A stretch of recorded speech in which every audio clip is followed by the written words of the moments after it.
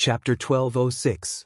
Xianyuan Wushang's father's evaluation of Li Tianlan, which seemed a little shocking now. Seeing that Li Tianlan didn't get angry, Xianyuan Wushang told him the whole evaluation. A qualified guardian, an unqualified shaper, a big idiot. This was the evaluation of Li Tianlan from the great emperor whom he had never met. Li Tianlan smiled faintly. He was really not angry. He was just a little curious about the person who called him a big idiot and even thought he was an idiot. After saying that he was looking forward to meeting him, they went to the dining hall of Emperor Dong's palace and ordered some food. Xianyuan Wushang gobbled up the food to replenish his energy. Li Tianlan casually fiddled with the rice in front of him, a little lost in thought. "By the way, brother, I just found a problem and forgot to tell you." Xianyuan Wushang took a sip of Coke and sighed comfortably. This young fat man with a beer belly didn't like drinking. At first, he liked to carry a bucket of purified water and take a few sips from time to time. But this habit didn't last long, and he began to crazily like Coke, Fanta, Sprite, and other messy drinks. So far, it was said that Xianyuan Wushang's highest record was 12 bottles a day. 1-liter bottles. It was said that Xianyuan Wushang didn't drink water anymore. Whether in Yuzhou or Emperor Dong's palace, all he drank was Coke. Such brave deeds made Li Tianlan's scalp numb. He once reminded Xianyuan Wushang to be careful not to drink himself to death. Xianyuan Wushang smiled and said he was not afraid because he was a doctor. Li Tianlan quietly thought that maybe soon he would find a small clinic in Emperor Dong's palace that had more Coke bottles than all kinds of medicine. Maybe it would develop into a hospital in the future. His eyes wandered and fell on Xianyuan Wushang's face. "What's the matter?" "There's something wrong with Li Guangtu's body." Xianyuan Wushang thought and hesitated, as if he didn't know how to explain in detail. Finally, he shook his head. "I've studied his martial arts. Perhaps in the dark world, this unique skill was not as famous as the sword of 6 paths of reincarnation and the 24 moves of sword. But in a sense, the immortality seal was derived from the 24 moves of sword. To be exact, it was derived from the 24 moves of sword and the sword of 6 paths of reincarnation. It takes into account most of the advantages of the 6 paths of reincarnation sword and the 24 moves of sword, but it also inherits the shortcomings of the 2 unique skills. The reason why Li Guangtu was able to reach his current level after his martial arts foundation was shattered is not only because of his amazing talent, but also because of the unique way of exerting power of the immortal seal. You should know this very well. Li Tianlan was silent for a while and nodded. The immortality seal derived from the 24 moves of swordsmanship was not difficult for Li Tianlan at the moment. The way this unique skill exerted force was indeed extremely strange. However, under normal circumstances, the combination of the 3 would be the complete sword, and it would also be the most realistic sword. On the other hand, the foundation of the undying seal was nothingness. This feeling was hard to explain in detail. To be exact, Li Guangtu was not in the invincible realm. It could even be said that he had no realm. After his martial arts foundation was shattered, it had never been repaired. To some extent, the immortality seal was beyond the scope of the sword energy and the sword intent. It could even be said to be the destructive power that erupted from the spirit and will. This was pure nothingness. Because it was not real, it was ever-changing and everywhere. All the destructive power of the immortality seal and all the sword energy of Li Guangtu could be regarded as the eruption of the spiritual power. He came to this day from a state where his martial arts were completely crippled. He used the experience of the past, which was illusory. When this illusory experience acted on his spirit and will, his spiritual power exploded with power similar to the 4 realms of martial arts. For example, the storm, the ice, the raging fire, the thunderbolt, and even the sword light of the invincible realm. Almost all the exertion of the immortality seal focused on the spiritual domain. Therefore, even if Li Guangtu was seriously injured, he still had a strong combat capability. As long as he was energetic and determined, the combat capability he could exert was almost unimaginable. Because his unique skill consumed not physical strength but spirit. "I don't like this unique skill," Xianyuan Wushang said blandly, "but it's very interesting." I heard that Senior Li used to be a world-famous master in the spiritual domain in the dark world. Although he didn't reach the so-called transcendent realm, he was infinitely close to this domain. So it should be normal for Li Kuang-tu to have some research in this field. The immortality seal is not hypnosis. Li Tianlan frowned. Of course not. Xianyuan Wushang smiled. The word hypnosis is very vivid. The immortality seal has nothing to do with hypnosis. This unique skill, to some extent, combines the sword energy of the 24 moves of sword, but it uses the explosive power of the 6 paths of reincarnation sword of the Wang family of Beihai. This is the core. Li Kuang-tu's spiritual outburst evolved into sword energy. Under that level of outburst, hypnosis becomes a very powerless thing. It can't be done, and there is no need to do it. A person who can resist that level of spiritual outburst is not hypnotized by that level of spiritual power. So what you mean is... Li Tianlan narrowed his eyes. Spiritual power is a very magical thing. Xianyuan Wushang said softly, Big brother, your swordsmanship pursues reality and illusion. Then let me ask you a question. Do you know what the end of illusion is? It's reality, Li Tianlan said blandly. An answer full of the charm of order, and absolutely accurate. Xianyuan Wushang's eyes lit up. Have you ever thought about sister-in-law? He suddenly paused, shook his head subconsciously and changed the topic. Let's give an example. For example, the old man in the Holy Land.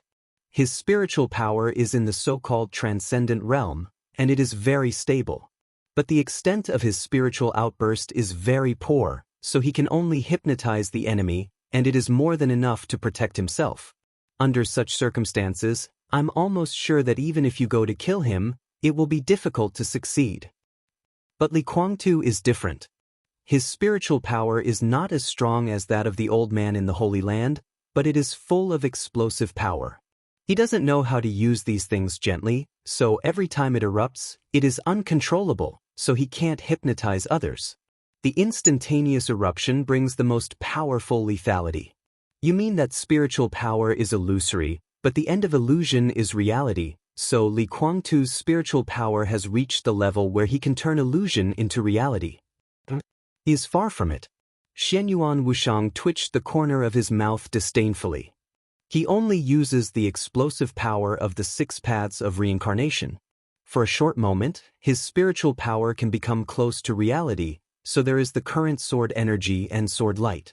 These things have lethality, but they can only exist for a moment. How can they be real? He took a deep look at Li Tianlan and said softly, What is real should be eternal. Li Tianlan looked at him thoughtfully. What are you trying to say? It's still about spiritual power. Xianyuan Wushang lowered his head and took a big gulp of coke. Although there is a threshold for spiritual power at this stage, the threshold is very small compared to martial arts. Li Kuang-tu can't make any progress in martial arts.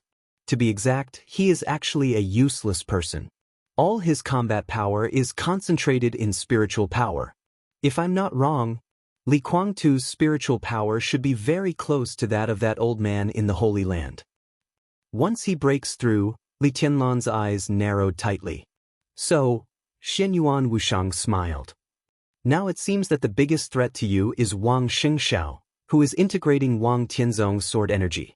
In fact, the biggest threat to you is Li Kuang-tu, but he doesn't know it himself. Chapter 1207. There was no need for Xianyuan Wushang to explain anything. Li Tianlan had already understood what he meant and knew what he had overlooked before. He was very familiar with the Undying Seal. In fact, he couldn't be more familiar with it. He knew every move of the Immortality Seal, including the comprehensive move, like the back of his hand, or it could be said that his fire was pure. He didn't steal from Li Kuang-tu. This unique skill itself was a branch of martial arts derived from the 24 moves of sword. He completely understood the 24 moves of sword, so he naturally understood the Immortality Seal. Therefore, Li Tianlan could also use the Immortality Seal, and it often worked wonders. Even in the same realm, the Immortality Seal in his hands was different from Li Kuang-tu's. The difference was not in anything else, but in terms of destructive power. Every move of the immortality seal in Li Tianlan's hands was more fierce and majestic than Li Guangtu's. But compared with Li Guangtu, he always lacked a trace of smoothness and freedom. Li Tianlan always thought that this was the problem, that his study of the 24 moves of sword was not thorough enough. In terms of overall understanding of the 24 moves of sword, he might be able to surpass Li Guangtu in all aspects, but a different understanding of a certain sword could cause this situation. He knew that his essence was pointed out by Xianyuan Wushang, the fifth on the divine list. Li Guangtu, whose combat capability had obviously surpassed the peak of the invincible realm, was still a useless man in essence. Li Tianlan could vaguely feel that Li Guangtu's body was a little strange, but he never thought that it would be such a result. Li Guangtu was not in the invincible realm. He didn't even have a realm. In the War of Treason, his destroyed martial arts foundation had never been repaired at all. The so-called immortality seal could reshape the foundation was a lie from the beginning. His body was nourished by a large amount of vitality, so that the strength of his body returned to the peak state. As for the foundation, he never thought about it at all. Every move of the immortality seal that could destroy heaven and earth was essentially the power of the spiritual domain. The power of the mind was naturally more unpredictable and strange, but it was also naturally more mellow and free. Li Tianlan deeply mastered the 24 moves of sword, but he knew little about the 6 paths of reincarnation. He could copy Wang Xingxiao's 6 paths of reincarnation, but he could only copy it, not master it. In other words, if he fought with Wang Xingxiao and Wang Xingxiao didn't use the 6 paths of reincarnation, he naturally couldn't use it either. But Li Guangtu knew the 24 moves of sword and the 6 paths of reincarnation. The essence of martial arts of the Wang family of Beihai was outburst.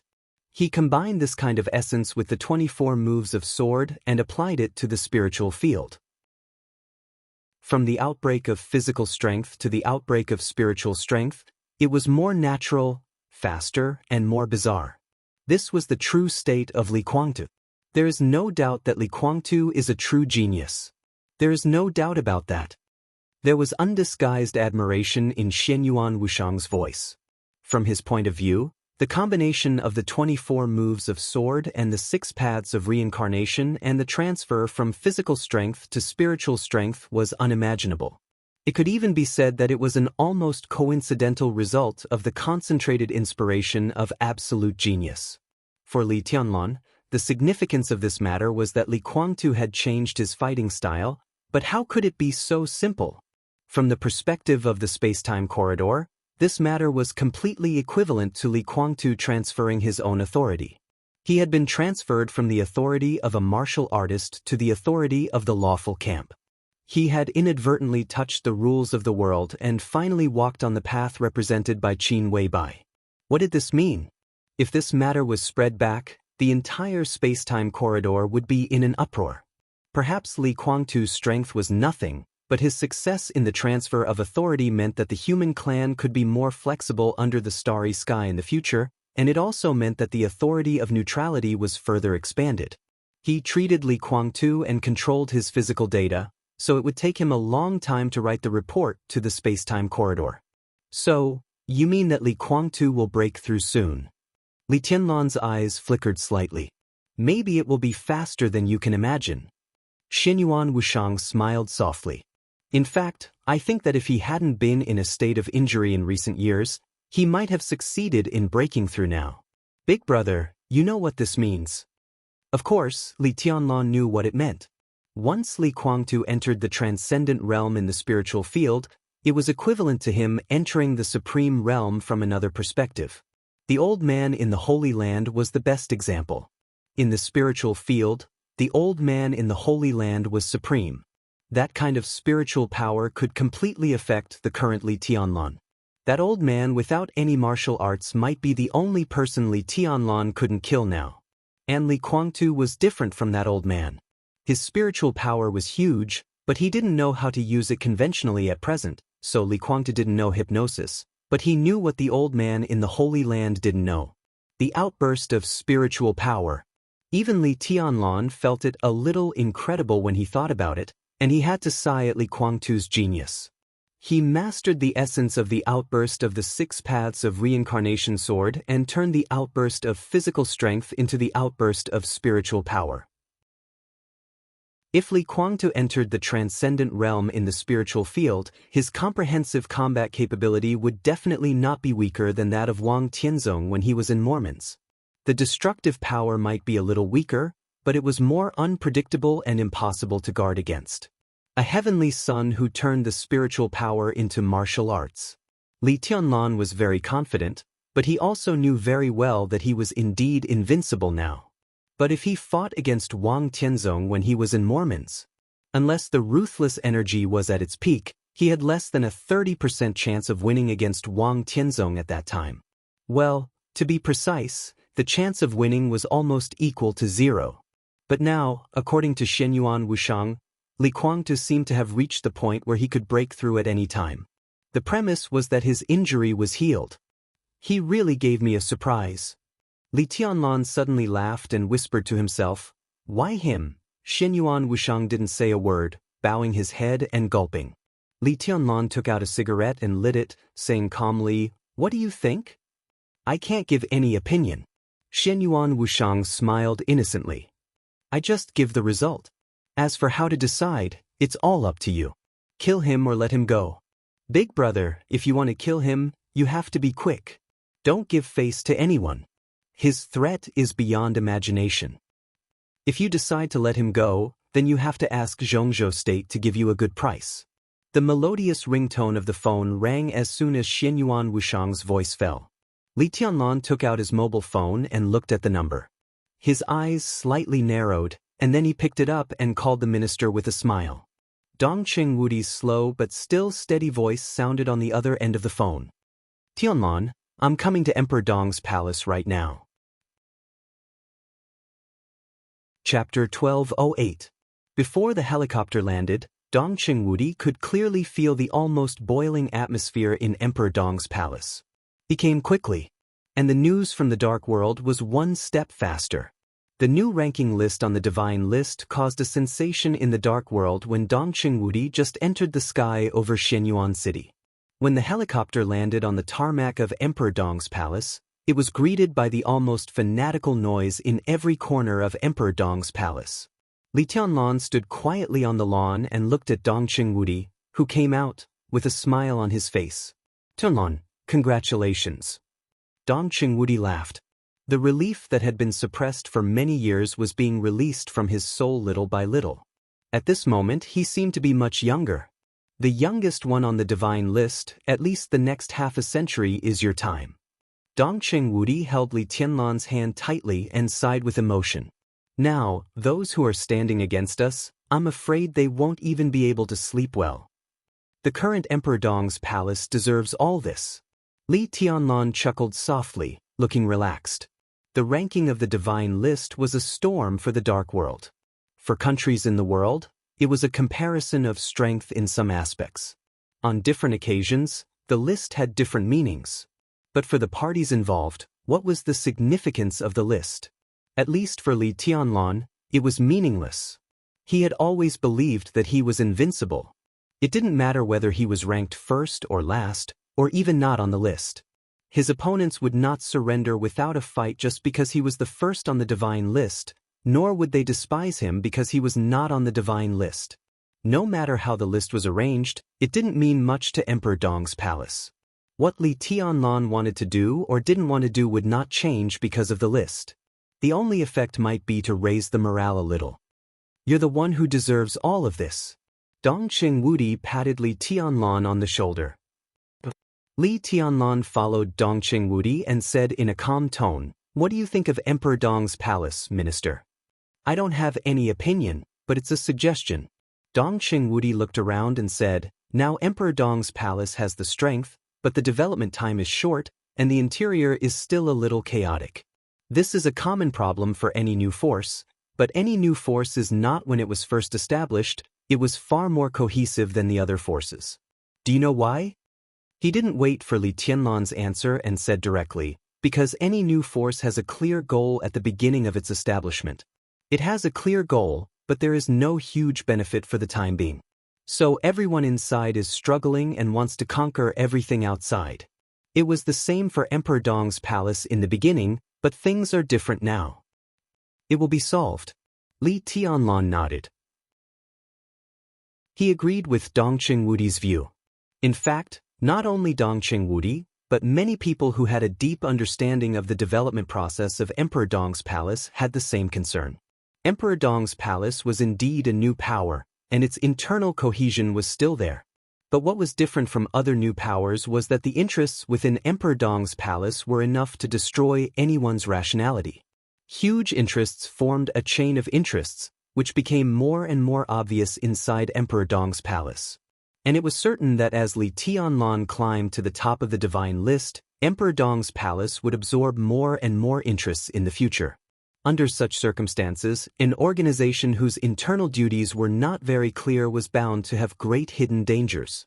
Perhaps because of Li Tianlan's existence, Emperor Dong's palace would not fall apart. But if Emperor Dong's palace fell into a quagmire of internal strife, it would undoubtedly be no good for its future development. They were the first group of people who followed Li Tianlan to conquer the country. Li Tianlan couldn't even deal with them seriously. Beidian and the people of Sai City are not right, are they?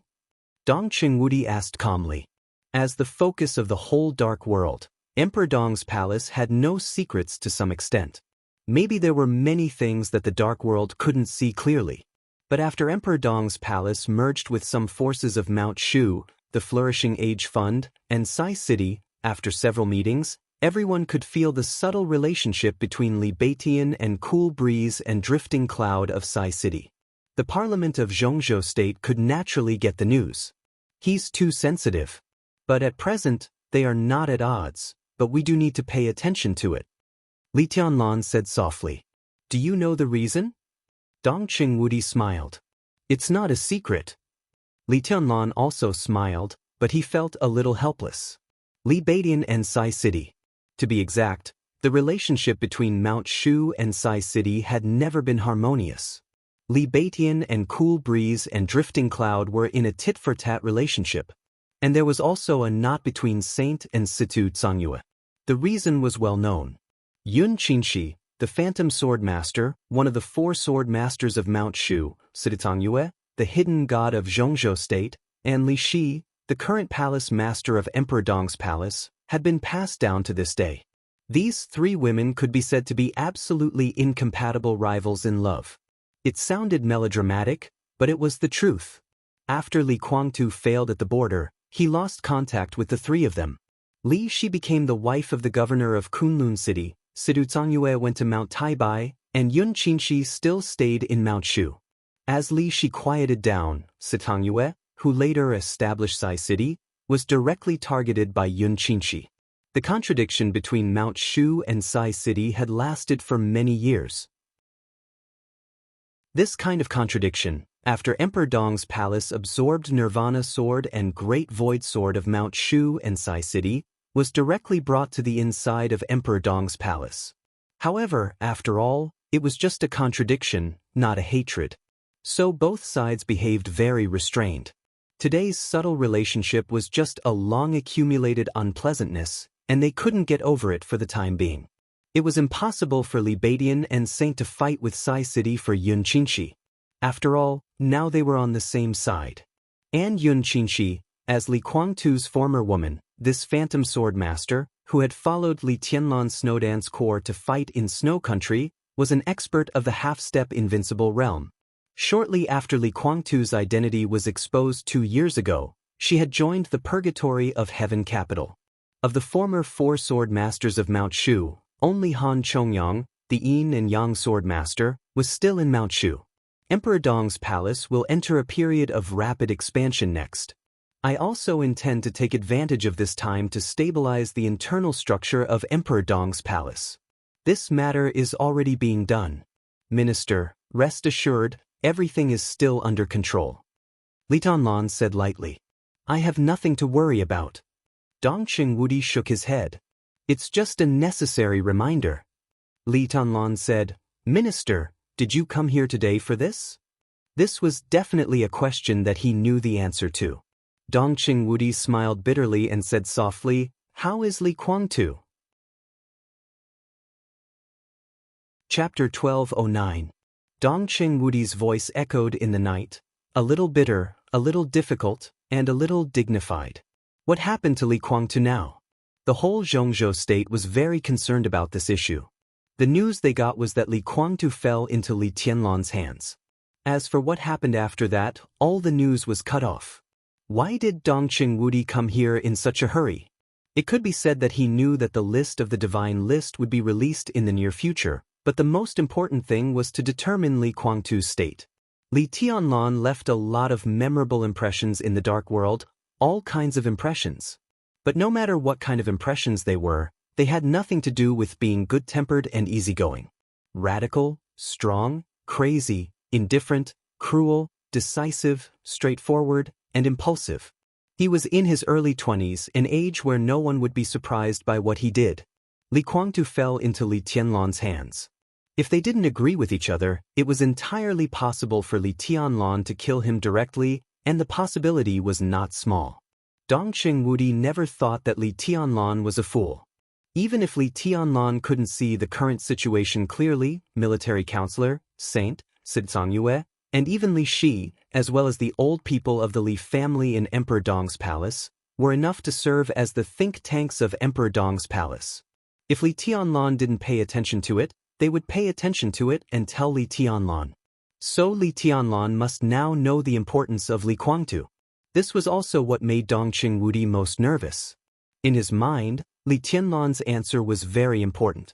If Li Tianlan killed Li Kuangtu before he came, there would be no need to say anything.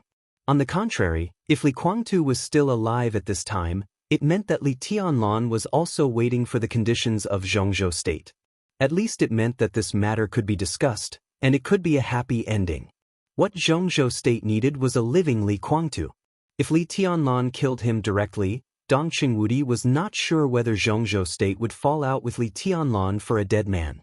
But if it really happened, there would be a lot of trouble. Li Tianlan glanced at Dongqing Wudi and then laughed coldly.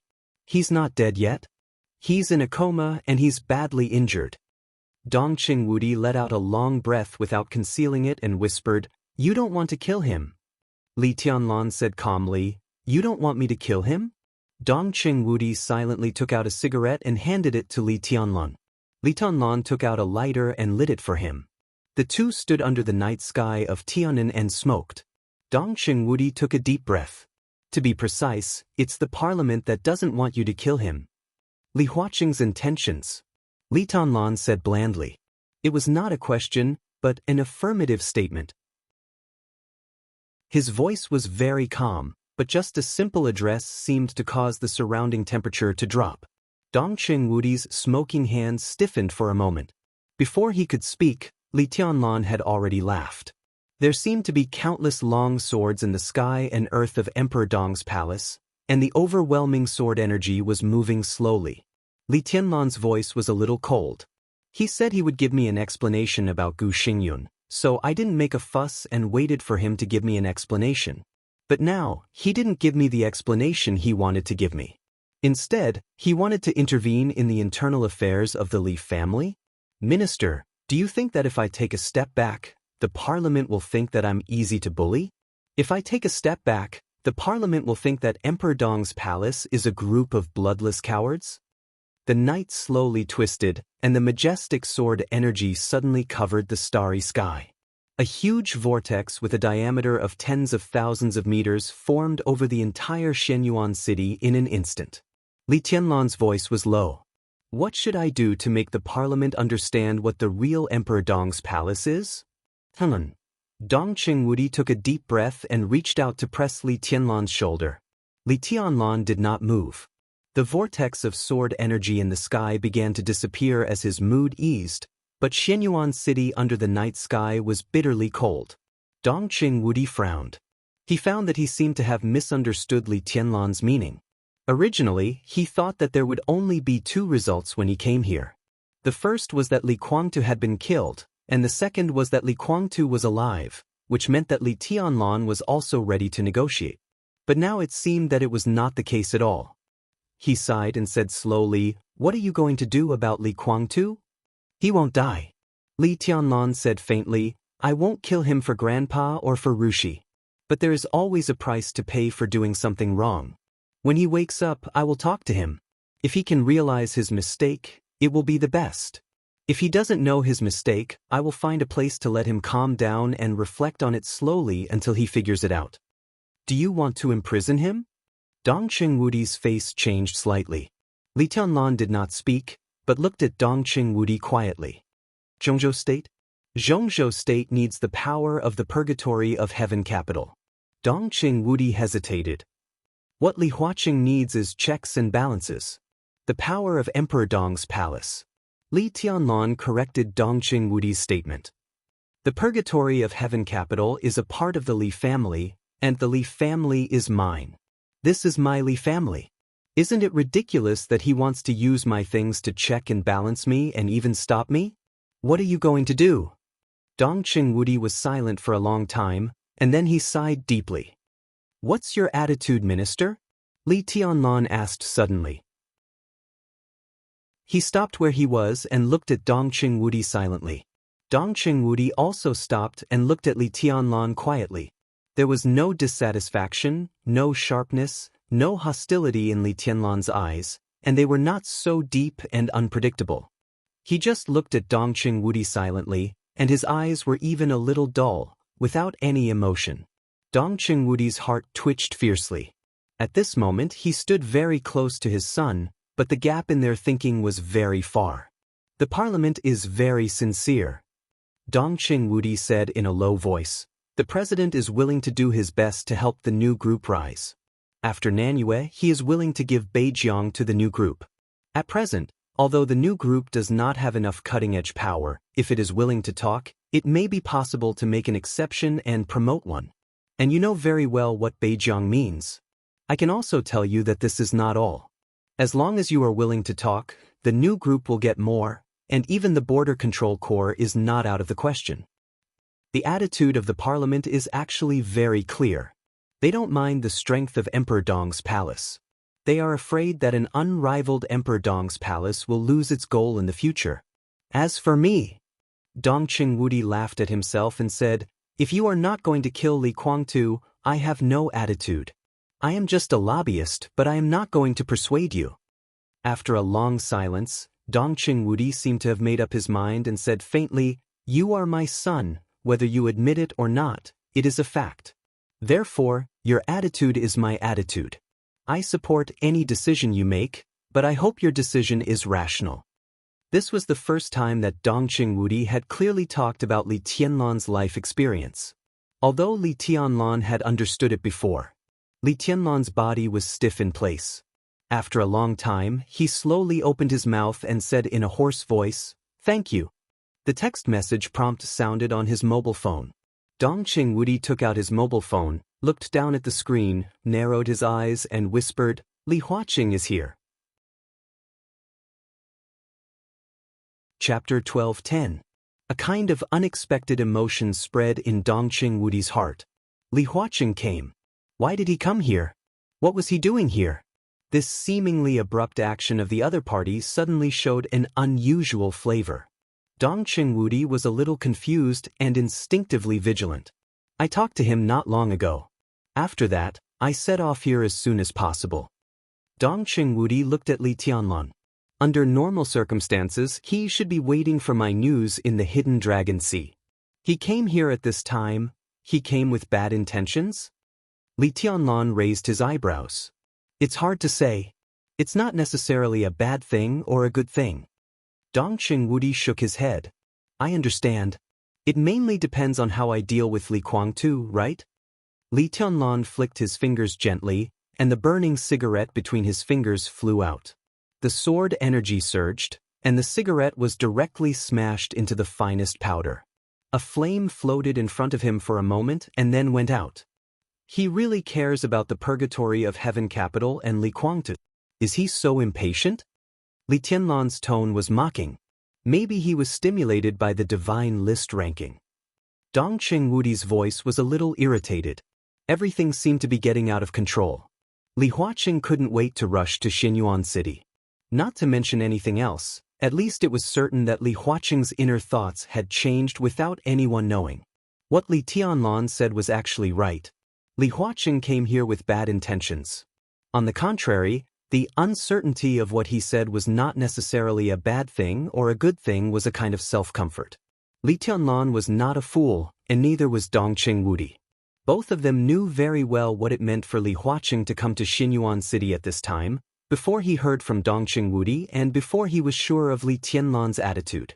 It couldn't be a good thing. The sense of oppression brought by the personal arrival of the president of Zhongzhou State had crushed over half of the territory of Zhongzhou State at the moment the news came. In an irresistible gesture, it completely crushed the last leeway between Emperor Dong's palace and the parliament. This was the strength that Li Huaqing rarely showed. The personal arrival of the president was completely different from the arrival of Dongqing Wudi. Dongqing Wudi could represent the parliament of Zhongzhou State. He could use any identity to talk to Li Tianlan about Li Guangtu. If it went well, everyone would be happy. Even if it went badly, it didn't matter. Dongqing Wudi couldn't do it. Next time, Wu Jingmin could do it. If Wu Jingmin couldn't come to an agreement, then Zhou Mulin would come over. Even Zhou Yunhai and Guo Wenian could come to talk to him one by one, confirm Li Tianlan's attitude in the negotiations, and then give him one bargaining chip after another. This is a stalemate process. This was a necessary seesaw process. Many negotiations required probing over and over again. As long as Li Huaqing was different, there would still be room for negotiation. Under normal circumstances, when the negotiation was almost done, Li Huaqing would participate in the last negotiation and make the final decision before taking Li Guangtu away. It might take a long time, but it wouldn't drag on until after the election. But now, everything in this plan, everything that would have happened under normal circumstances, was skipped over. Li Huaqing did not wait.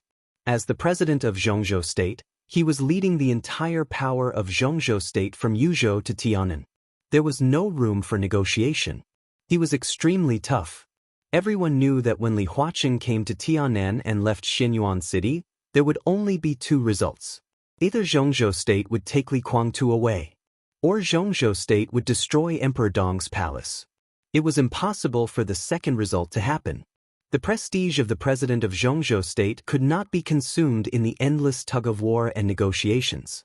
As long as he came, Li Tianlan would have to give him a result in the shortest time. "I'm here. If I can't take him away, I'll kill you." How overbearing was this? Dongqing Wudi's face was livid.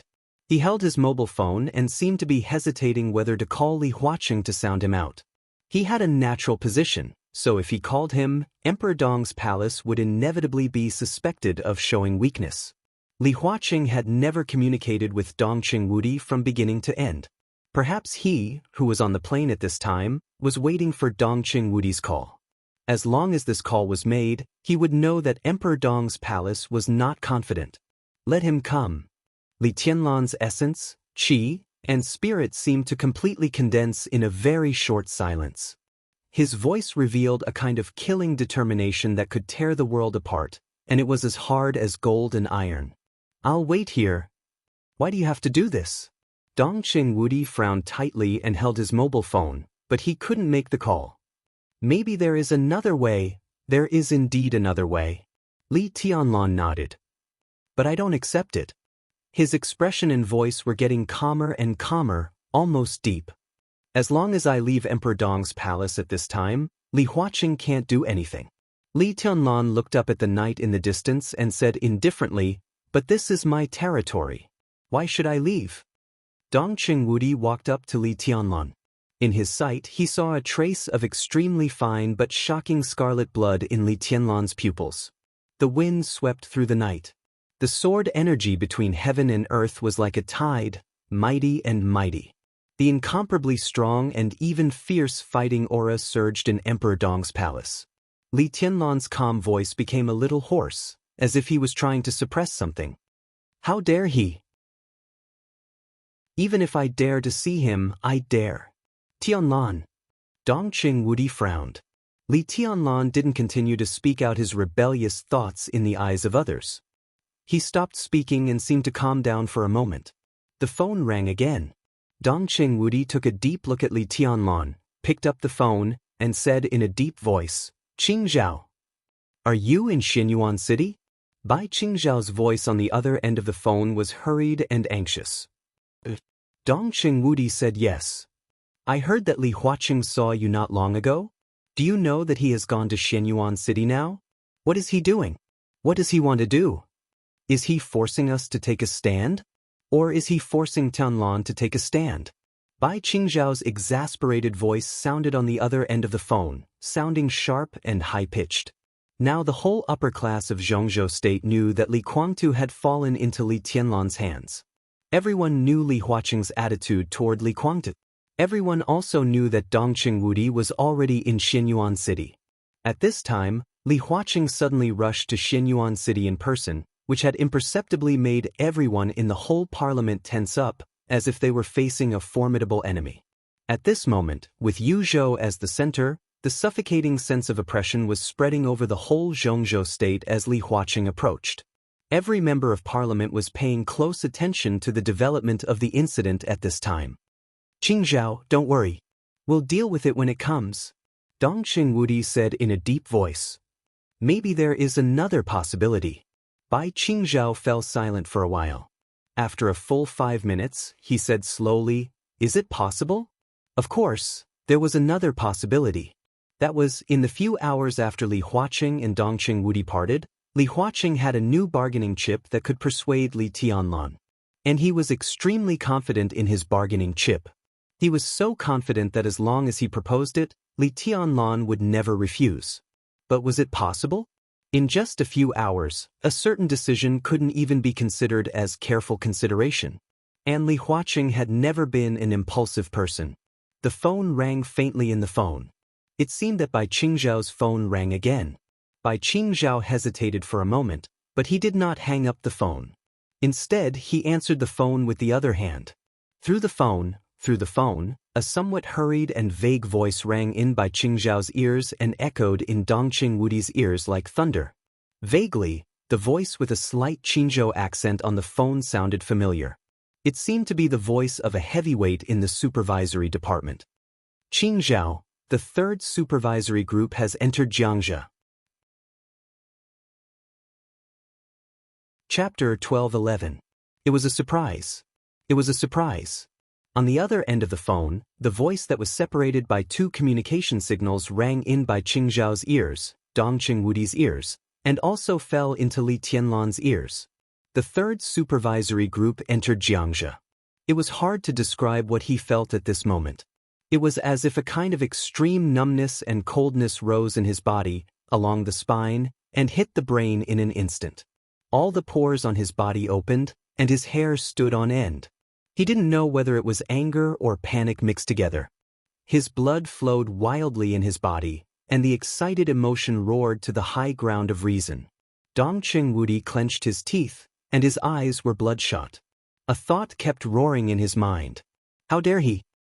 What did he want to do? The supervisory system of Zhongzhou State had lasted for hundreds of years. It could be said that it was a group of people that could make any feudal official or feudal lord feel as if they were facing a formidable enemy.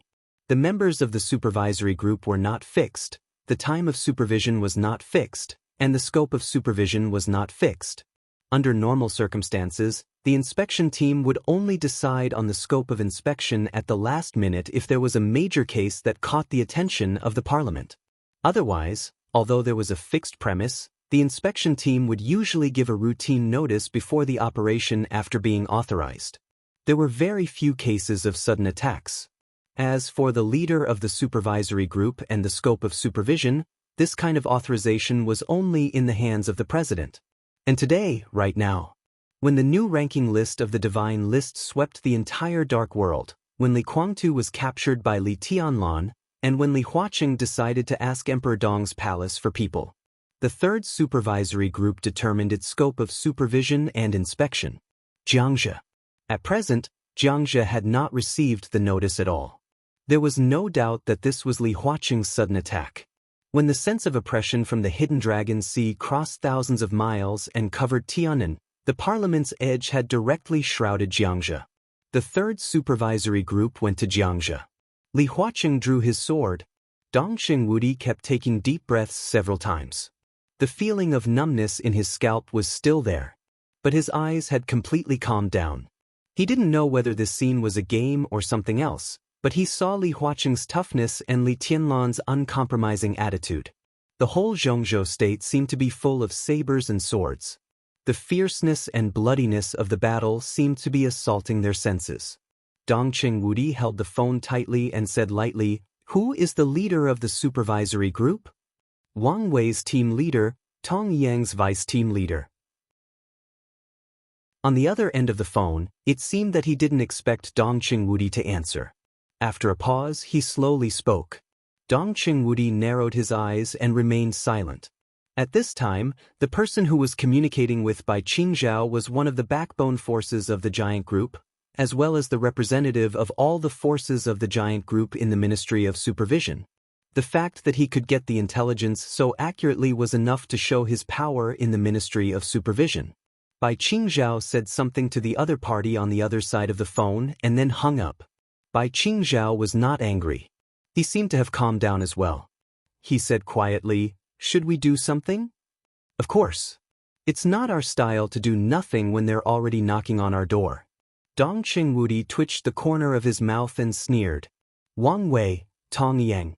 They were the current leader and deputy leader of the 3rd Inspectorate Group. Wang Wei was the former governor of Liaodong. He retired 2 years ago, but he had great prestige in the academics.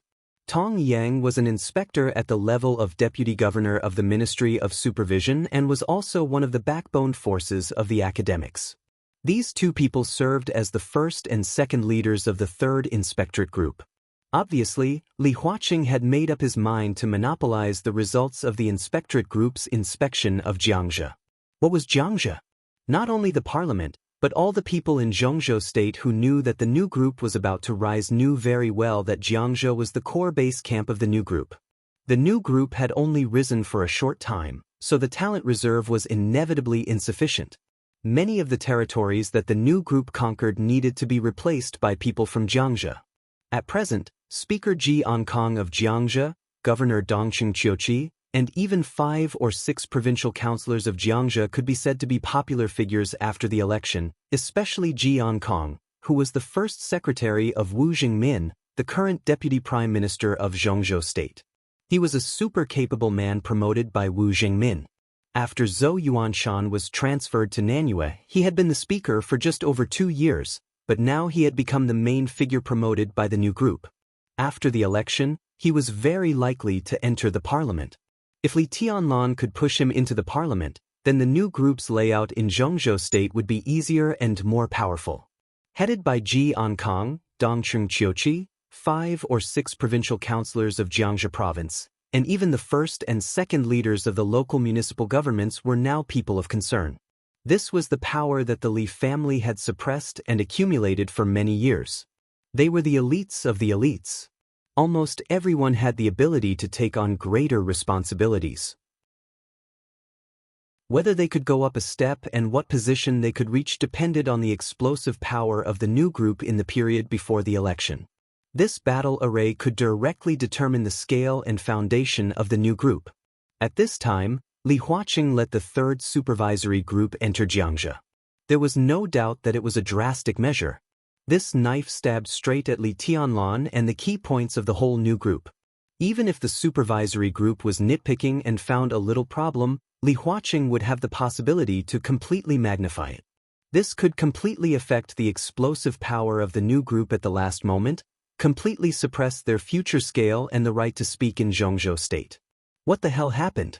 When the list of the divine list came out, Dongqing Wudi originally thought that Li Huaqing would further increase his bargaining chip, but he did not expect that what he waited for was Li Huaqing's almost reckless suppression. What happened on Earth did not seem to matter anymore. What mattered was what he should do after Li Tianlan showed his attitude. Was this kind of suppression a warning to the giant group? A warning to Dongqing Wudi not to interfere in the affairs of the new group? Did he want to isolate Li Tianlan and the new group and make them feel more pressure? Dongqing Wudi sneered. After hanging up the phone with Bai Qingzhao, he quickly found Bai Qingxian's phone number and dialed it. At the same time in Yuzhou, After hanging up the phone, Bai Qingzhao walked out of the study and saw Bai Zhanfang sitting silently in the living room, drinking tea. What did Wudi say? Bai Zhanfang glanced at him and took the initiative to ask. He said that if we do nothing when others have come to fight, it's not our style. Bai Zhanfang said honestly. Bai Zhanfang was silent for a while, as if he was thinking about something carefully. After a while, he suddenly laughed and said, "In that case, let's do something." Bai Qingzhao was shocked, and the blood all over his body seemed to be completely boiling with his father's words. He took a deep breath, clenched his fists tightly and tentatively said, "Then, shall we wait for the signal from Liaodong?" Waiting for the signal from Liaodong was undoubtedly the best way to fight back against the third supervisory group. Bai Zhanfang smiled indifferently and said, "There's no need to be so troublesome. We old guys are still here. Why let the younger generation do it?" He lowered his eyelids and said lightly, "Your Uncle Zhou is already on his way." Chapter 12:12. When the melodious ringtone of the mobile phone rang again in the roaring rotors, Li Huaqing looked down at the mobile phone. The light on the mobile phone screen had dimmed slightly. The upper right corner of the screen showed that his mobile phone still had 17% battery. The beautiful land and rivers of Zhongzhou State were moving backward unhurriedly under the helicopter. Li Huaqing's eyes lit up for a moment, but the glimmer of light dimmed again when he saw the caller ID on the screen. His mobile phone kept ringing. Since he got on the helicopter, his mobile phone had been ringing. The strong wind brought by the helicopter whistled through the entire Zhongzhou State in the night. He went all the way south, leaving Yuzhou with an absolute sense of oppression, passing through Yan and Zhao, Zhongyuan, North Lake and South Lake, and entering Xia. After replenishing in Xia, he rushed to Nanyun, Tianan, Xinyuan City, and Emperor Dong's palace. No one saw Li Huaqing's hesitation. Countless backbone of the academics, retired old people, and then Hua Xingyang, Zhou Yunhai, Ji Wenzhang, Wan Qingyun, Yi Dongxing, and even Wang Qinglei. Phone calls rang one after another. Sometimes when he was talking, there was already a notification tone that someone else was calling him. But the phone call he was most looking forward to never rang. He moved forward in silence. The other party responded with silence. Tianan was getting closer and closer. Li Huaqing looked down at the phone screen that was still lit up and narrowed his eyes. It was Guo Wentian's phone call. Now, he finally couldn't sit still anymore. He twitched the corner of his mouth, swiped the phone, and answered the call. Guo Wentian on the other end of the phone did not speak for a while, as if he did not know what to say. Li Huaqing did not speak either, just waiting for Guo Wentian to speak. Guo Wentian's breathing became more and more obvious. His personal position, the position of the Prince Group, and his position in Zhongzhou State, each position was constantly contradictory to what he wanted to say and his attitude. From his breathing, Li Huaqing could clearly hear his constant struggle and entanglement. "Is it too urgent?" Guo Wentian was silent for nearly a minute before he whispered and asked hesitantly, "Are you afraid?" Li Huaqing laughed. His words were so blunt that they were a little harsh. Guo Wentian was not angry. Instead, he was silent for a long time, and then he said slowly, "I don't know." Li Huaqing did not say anything. Guo Wentian continued, "I don't know if I'm afraid. I don't even know what I'm afraid of." "Are you afraid? Are you afraid that he will kill me?" Li Huaqing's smile was obvious. "He has the guts," Guo Wentian said in a deep voice, and then continued with a sigh. "At his age, it doesn't matter if he pierces the sky. He's so young and has this kind of strength, that's why there are restrictions." Li Huaqing said blandly, "I'm not afraid that he will kill me, and we haven't reached that point yet. But I'm afraid that he will leave Zhongzhou State. This is not the result I want." Guo Wentian snorted unconsciously. Of course, he was afraid of Li Tianlan leaving Zhongzhou State. The parliament was aggressive. If Li Tianlan really fell out with Zhongzhou State out of anger, Guo Wentian could be sure that he would not survive, not to mention what would happen to Li Huaqing. This was the absolute dominance of extreme personal force. As the number one on the divine list from Zhongzhou State, if he was forced to leave Zhongzhou State, the anger and hatred in his heart could make Li Tianlan do anything in his extreme thoughts. No one in the whole Zhongzhou state could stop Li Tianlan's assassination. This was probably the way to perish together with him. Because if Li Tianlan really did this, no country in the world would dare to accept him, and his end was already doomed. Guo Wenyin silently thought about all kinds of possibilities, and finally said in a low voice, "You are playing with fire." On the contrary, this is the safest way to do it. Li Huaqing said blandly. There was a harsh sound from the phone, and there was only 10% battery left. Li Huaqing sighed softly. You still don't understand. He didn't explain anything and silently hung up the phone. Perhaps the whole Zhongzhou state now thought that he was playing with fire, but the safest way was actually his way now. The supervisory group's entry into Jiangzhou was just the first step. If Li Tianlan didn't agree to hand over Li Guangtu, more obvious and stronger suppression would follow tomorrow morning. Li Huaqing would not go easy on him. This time, he would try his best to suppress the living space of Emperor Dong's palace at all levels. This was not to force Li Tianlan to leave Zhongzhou state. On the contrary, it was to better keep him in Zhongzhou state. So Li Huaqing came in person. In the stormy suppression, Li Huaqing sent himself to Li Tianlan. From an objective point of view, it was equivalent to giving his life to Li Tianlan. Li Huaqing was very sure that as long as he was still in Emperor Dong's palace, no matter how fierce the parliament's next move was, Li Tianlan would not really leave Zhongzhou state. The reason? The reason was that he was still by Li Tianlan's side. It was so simple but not simple. As long as he was in Emperor Dong's palace, this was the biggest leeway. It seemed that all kinds of means to fall out with him were just the parliament showing its strength. The parliament also had to show its strength. Not everything could be negotiated. Li Huaqing was very clear about this. Perhaps Li Tianlan himself didn't know how terrible the consequences would be after mastering such strength and power at his age, and how serious the disaster might be to Zhongzhou state if there were no corresponding restrictions. Youth represented unlimited potential. When Li Tianlan had fulfilled his potential, his youth represented immaturity, a dangerous mindset that wandered outside the rules at any time. This was unacceptable to Li Huaqing. So in any case, he had to find a strong opponent for Li Tianlan. Even if this opponent would fail, it didn't matter, because it would take time. During this time, Li Tianlan would really mature and understand what he should do. Li Huaqing silently glanced at the phone. On the phone call from Dongqing Wudi or Li Tianlan that he had been expecting never rang.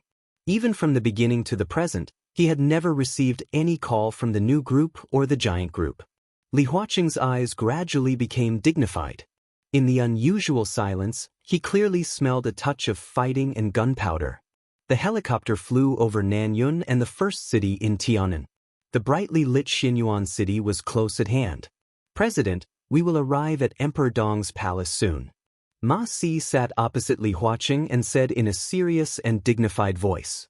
Li Huaqing took a last look at the phone, said yes, and closed his eyes. The plane flew over the lights of Xinyuan city. Ma Si stood up and planned to go to the cockpit to say something to the pilot. At the same time, on the soft lawn of Emperor Dong's palace, Li Tianlan, who stood with Dongqing Wudi but rarely spoke, raised his head and glanced at the night sky in the distance. At this moment, the sound of the helicopter's rotors had not yet come from afar. Emperor Dong's palace was quiet in the night. Li Tianlan raised one hand to the night where only the signal lights were flashing in the distance. Boom! In an instant, with Li Tianlan as the center, the world suddenly twisted. The surging and incredible sword energy surged, and the sharp sword intent was completely boiling. The world was torn apart in an instant, and the whole night was completely replaced by sword energy. Like a vast ocean, the sword energy stirred the night tens of thousands of meters away in an instant along the direction where Li Tianlan raised his hand. The sharp sword energy spread noisily. The helicopter that had just entered the sky above Xinyuan city was out of control instantly.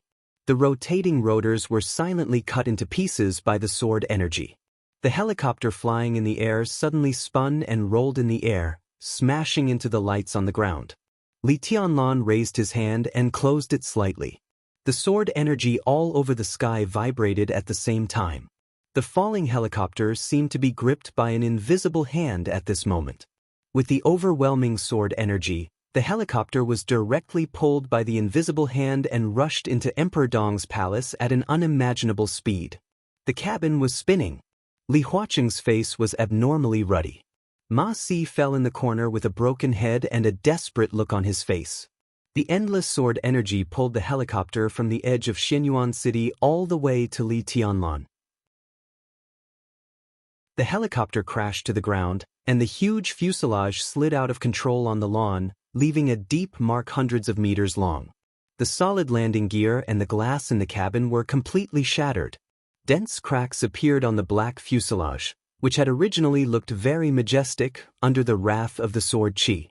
The ridiculously broken helicopter slid all the way and stopped less than 5 meters away from Li Tianlan. With a dull sound, the heavy cabin door of the helicopter fell to the ground, splashing a cloud of smoke and dust. Li Tianlan squinted and looked at Li Huaqing in the cabin, who was facing him motionlessly because of the seat belt. He said expressionlessly, "You're too slow. I'll give you a hand. Welcome to Xianyuan City. Welcome to Emperor Dong's palace." Chapter 12-13. The wind under the curtain of night had completely frozen. In the extreme silence, only the cracks on the helicopter were emitting light sounds and spreading. The sword chi was silent, but it was everywhere. Fine and sharp, it moved around the helicopter, from the cockpit to the fuselage, and then to the tail. More and more cracks appeared.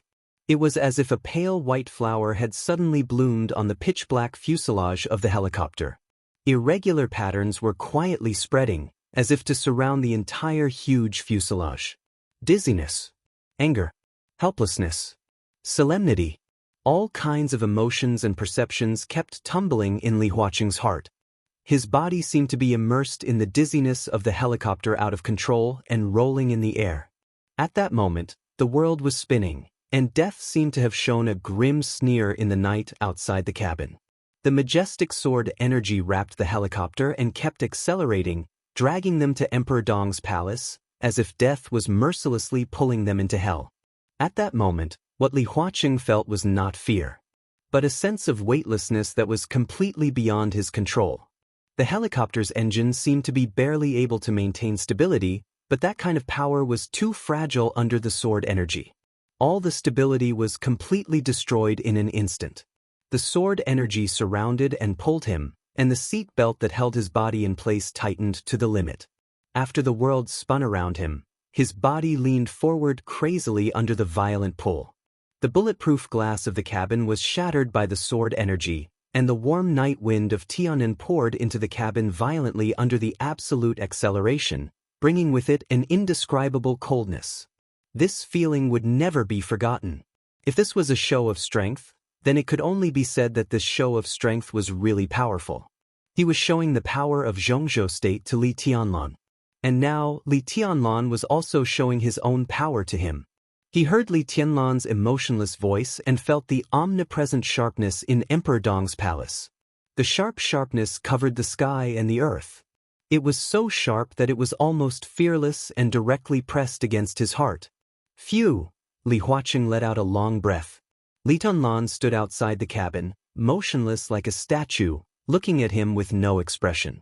Li Huaqing took a deep look at him, unfastened the seatbelt, walked to the corner of the cabin, and pulled Ma Si up. Ma Si had fallen into a coma.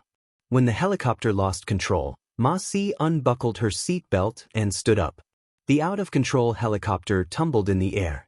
Caught off guard, Ma Si's body also lost control and crashed into the metal door in front of the cockpit. He instinctively grabbed the nearest handrail, but as the sword chi pulled the helicopter, the sudden acceleration directly threw Ma Si to the other side of the cabin. Under the huge impact, the top secret of Zhongzhou state directly fainted. Li Huaqing pulled up his secretary with some difficulty. Before he could drag Ma Si out of the cabin, Dong Qingwudi had already walked in first. "Leave it to me. I'll treat his wound." Dong Qingwudi smiled and lifted Ma Si with great ease. Then he went to the cockpit, picked up the driver who was also unconscious, and looked at Li Huaqing. Li Huaqing pondered for a moment and nodded. He knew very well that at this time, no matter where Dongqing Wudi stood, he did not want to stay between him and Li Tianlan. This was also acceptable for him and Li Tianlan. Without Dongqing Wudi here, Li Huaqing, who faced Li Tianlan alone, would feel more pressure. And precisely because of his absence, Li Huaqing was also more likely to have a deeper talk with Li Tianlan. Li Huaqing quickly left the scene with the two wounded. Li Huaqing sat in the broken cabin for a while. When the dizziness in his mind almost disappeared, he took a deep breath and walked out of the cabin. The helicopter will be towed away to check the fault. Fortunately, if it hadn't broken down near Emperor Dong's palace, the consequences would have been unpredictable. Li Tianlan said lightly. Fault. Li Huaqing's eyes narrowed and he said with a smile, So, I should thank you for saving my life? You're welcome. Li Tianlan was still expressionless. Li Huaqing smiled. He was very curious as to why he could smile now. All his actions since he came to the stage seemed very gentle. But gentleness did not mean that he had no temper, nor did it mean that he would appear to be weak. In fact, in the hearts of many people, the gentle and calm Li Huaqing was far more deterrent than the other counselors who banged the table and roared. But at this moment, Li Huaqing was really not angry. Even if the young man in front of him attacked him, destroyed a helicopter, and even made him and his secretary extremely embarrassed, his heart was calm. Maybe it was because he valued him too much, and in his heart, he also had too many expectations for him? Li Huaqing never knew that he would value a person so much and be optimistic about his future, even though the two of them were now on opposite sides. The third supervisory group's entry into Jiangzhe is just the beginning. Li Huaqing said, in the next few months, the 1st to the 10th supervisory groups will be sent out one after another. The inspection scope is very large, including Wuyue, Liaodong, Beihai, Nanyue, Southwest, and Northern City. This is the normal inspection tour before the election. Jiangzhe is just the first stop. This time, the 3rd supervisory group's inspection scope is Jiangzhe, Jianghuai, and Huading. I believe you really. Li Tianlan nodded lightly, and his tone was a little careless. He did believe what Li Huaqing said, but it did not mean that the 3rd supervisory group had no other purpose in entering Jiangzhe. Whether they had other purposes or not, Li Huaqing's words stood. Li Huaqing turned his head to look at Li Tianlan and suddenly laughed. He reached out and pointed at Li Tianlan. You boy, I know you have emotions, so when I just came to Emperor Dong's palace, you gave me a show of strength. Or are you unhappy? Do you want to beat me to vent your anger? Li Tianlan turned his head to look at Li Huaqing, and the corner of his mouth twitched symbolically. I can understand your emotions, and even understand what you think of me now. But in my current position, I have things I should do. I don't have emotions. Li Tianlan said lightly, but there is one thing that needs to be clarified. You came at the wrong time. At this time, it is difficult for Emperor Dong's palace to really welcome you. Li Huaqing smiled casually. Next, I will deal with some internal affairs that belong to our Li family, or the family affairs of the Li family. This is our own business, and we will not welcome anyone who wants to intervene. How do you know that I am going to intervene in this matter? Li Huaqing was calm. Li Tianlan did not answer him, but smiled casually and said, It's best that you are not. Maybe I misunderstood. He paused and continued, but many people seem to be very interested in the family affairs of the Li family. Maybe you don't want to intervene, but others seem to be ready to intervene. He looked at Li Huaqing and suddenly laughed. I'm going to stay in Xinyuan City during this period of time. I'd like to see exactly what kind of things dare to extend their claws towards me and interfere in my family's affairs. If I really see them, I'll chop them into pieces. I think you won't mind, right? Li Huaqing stopped laughing. He looked at Li Tianlan and narrowed his eyes. Li Tianlan was also looking at him. The two of them stared at each other. They were expressionless. Chapter 12-14. It was 3 o'clock at night. The sudden ringtone of the cell phone rang in the quiet bedroom, dispelling the gentle dream in the warm bedroom.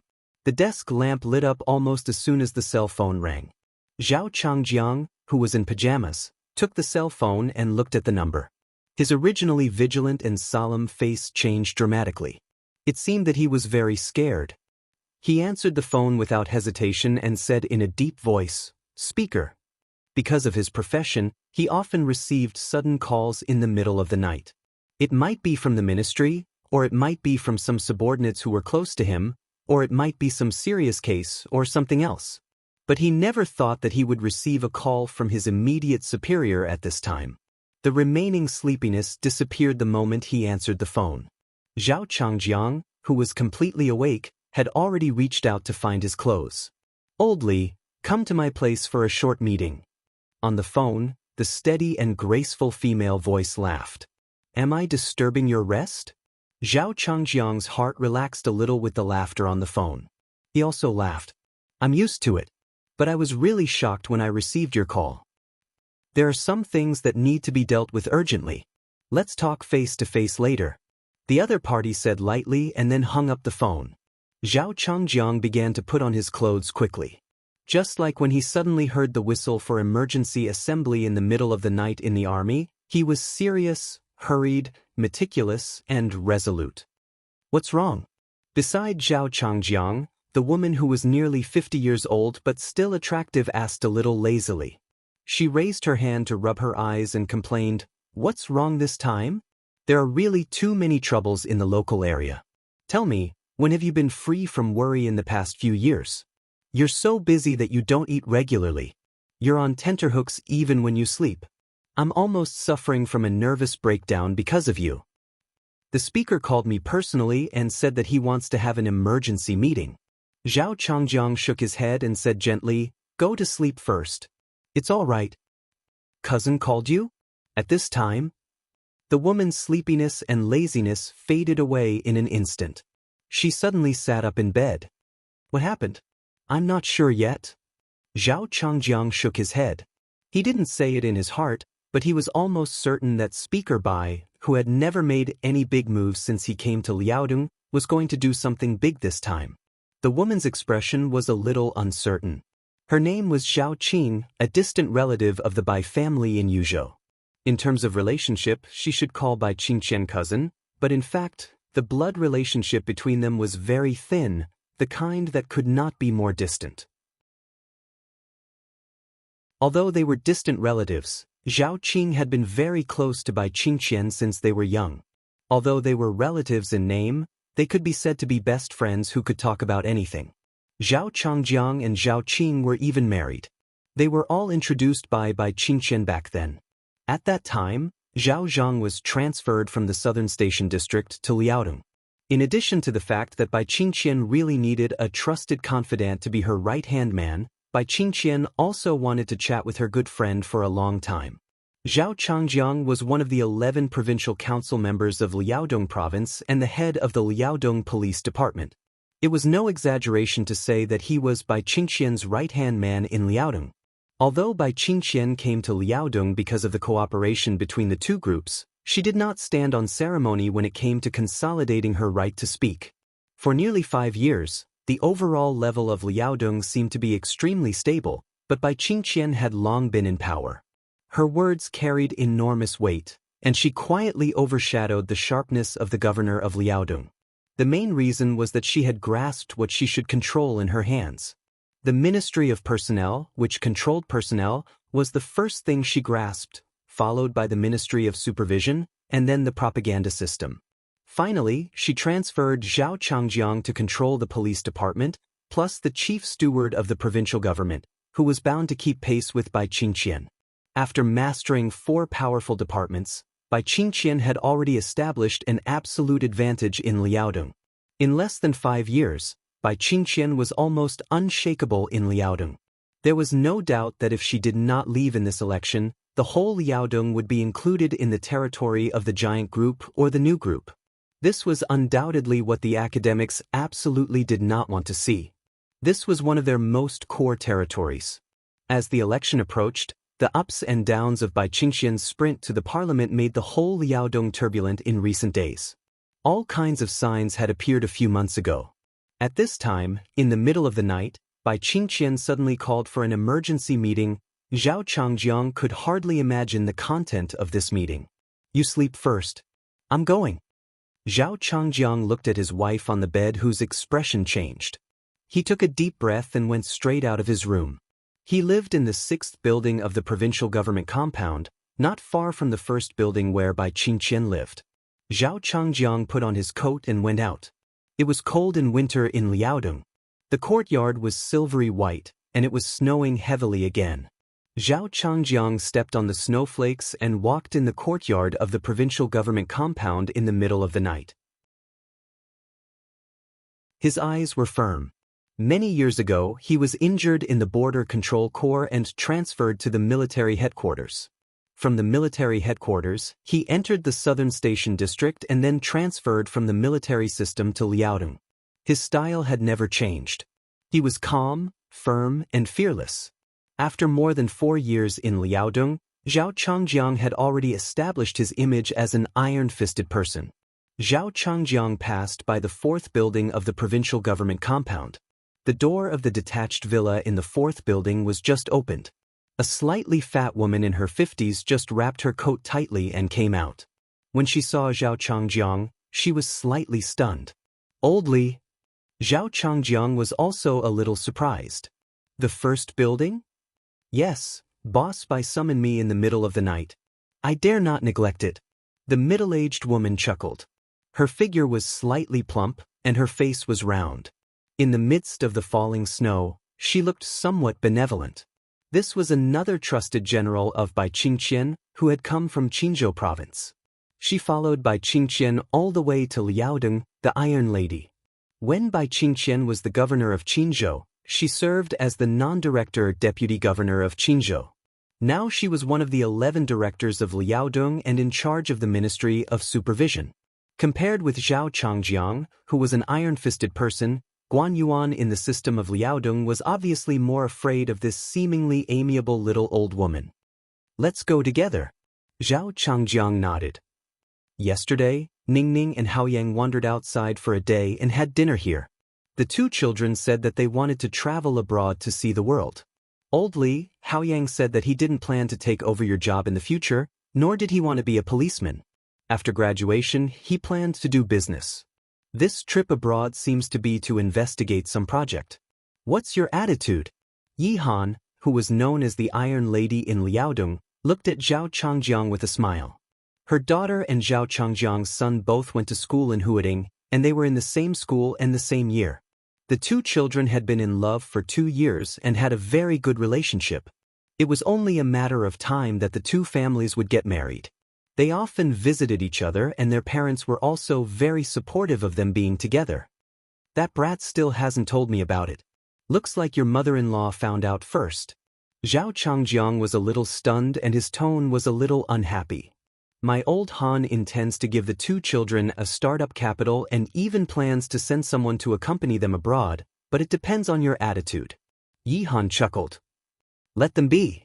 Zhao Changjiang shook his head. I don't care about this. You can discuss it with Zhao Qing. The 2 children will graduate this year, right? At this time next year, I'm afraid that you and I will not be in Liaodong. It may not be convenient to meet in the future. In my opinion, we should settle their relationship this year. Ningning is a good child. Once she enters my family, I promise I won't treat her badly. Okay. Yi Han's voice was very happy. My old Han also means the same. Ask the 2 children what they say. If there is no problem, try to let them get married after graduation. The 2 chatted casually, but their voices gradually lowered. In their sight, the 3rd and 7th buildings of the provincial government compound lit up one after another. Zhao Changjiang and Yi Han looked at each other and both of them were silent. Everyone knew what kind of people lived in the 3rd and 7th buildings of the provincial government compound. They could be said to be comrades who advanced and retreated with them. The one who lived in the 7th building controlled the propaganda system of Liaodong and was Bai Qingqian's college classmate. The one in the 3rd building controlled the Ministry of Personnel of Liaodong. He was transferred from Yuzhou at that time because the Bai family directly supported Bai Qingqian. Plus Zhao Changjiang and Yi Han. This was the perception of outsiders. Bai Qingqian was one of the 4 heavenly kings in Liaodong. In the middle of the night, Bai Qingqian actually informed the 4 of them at once. What did this mean?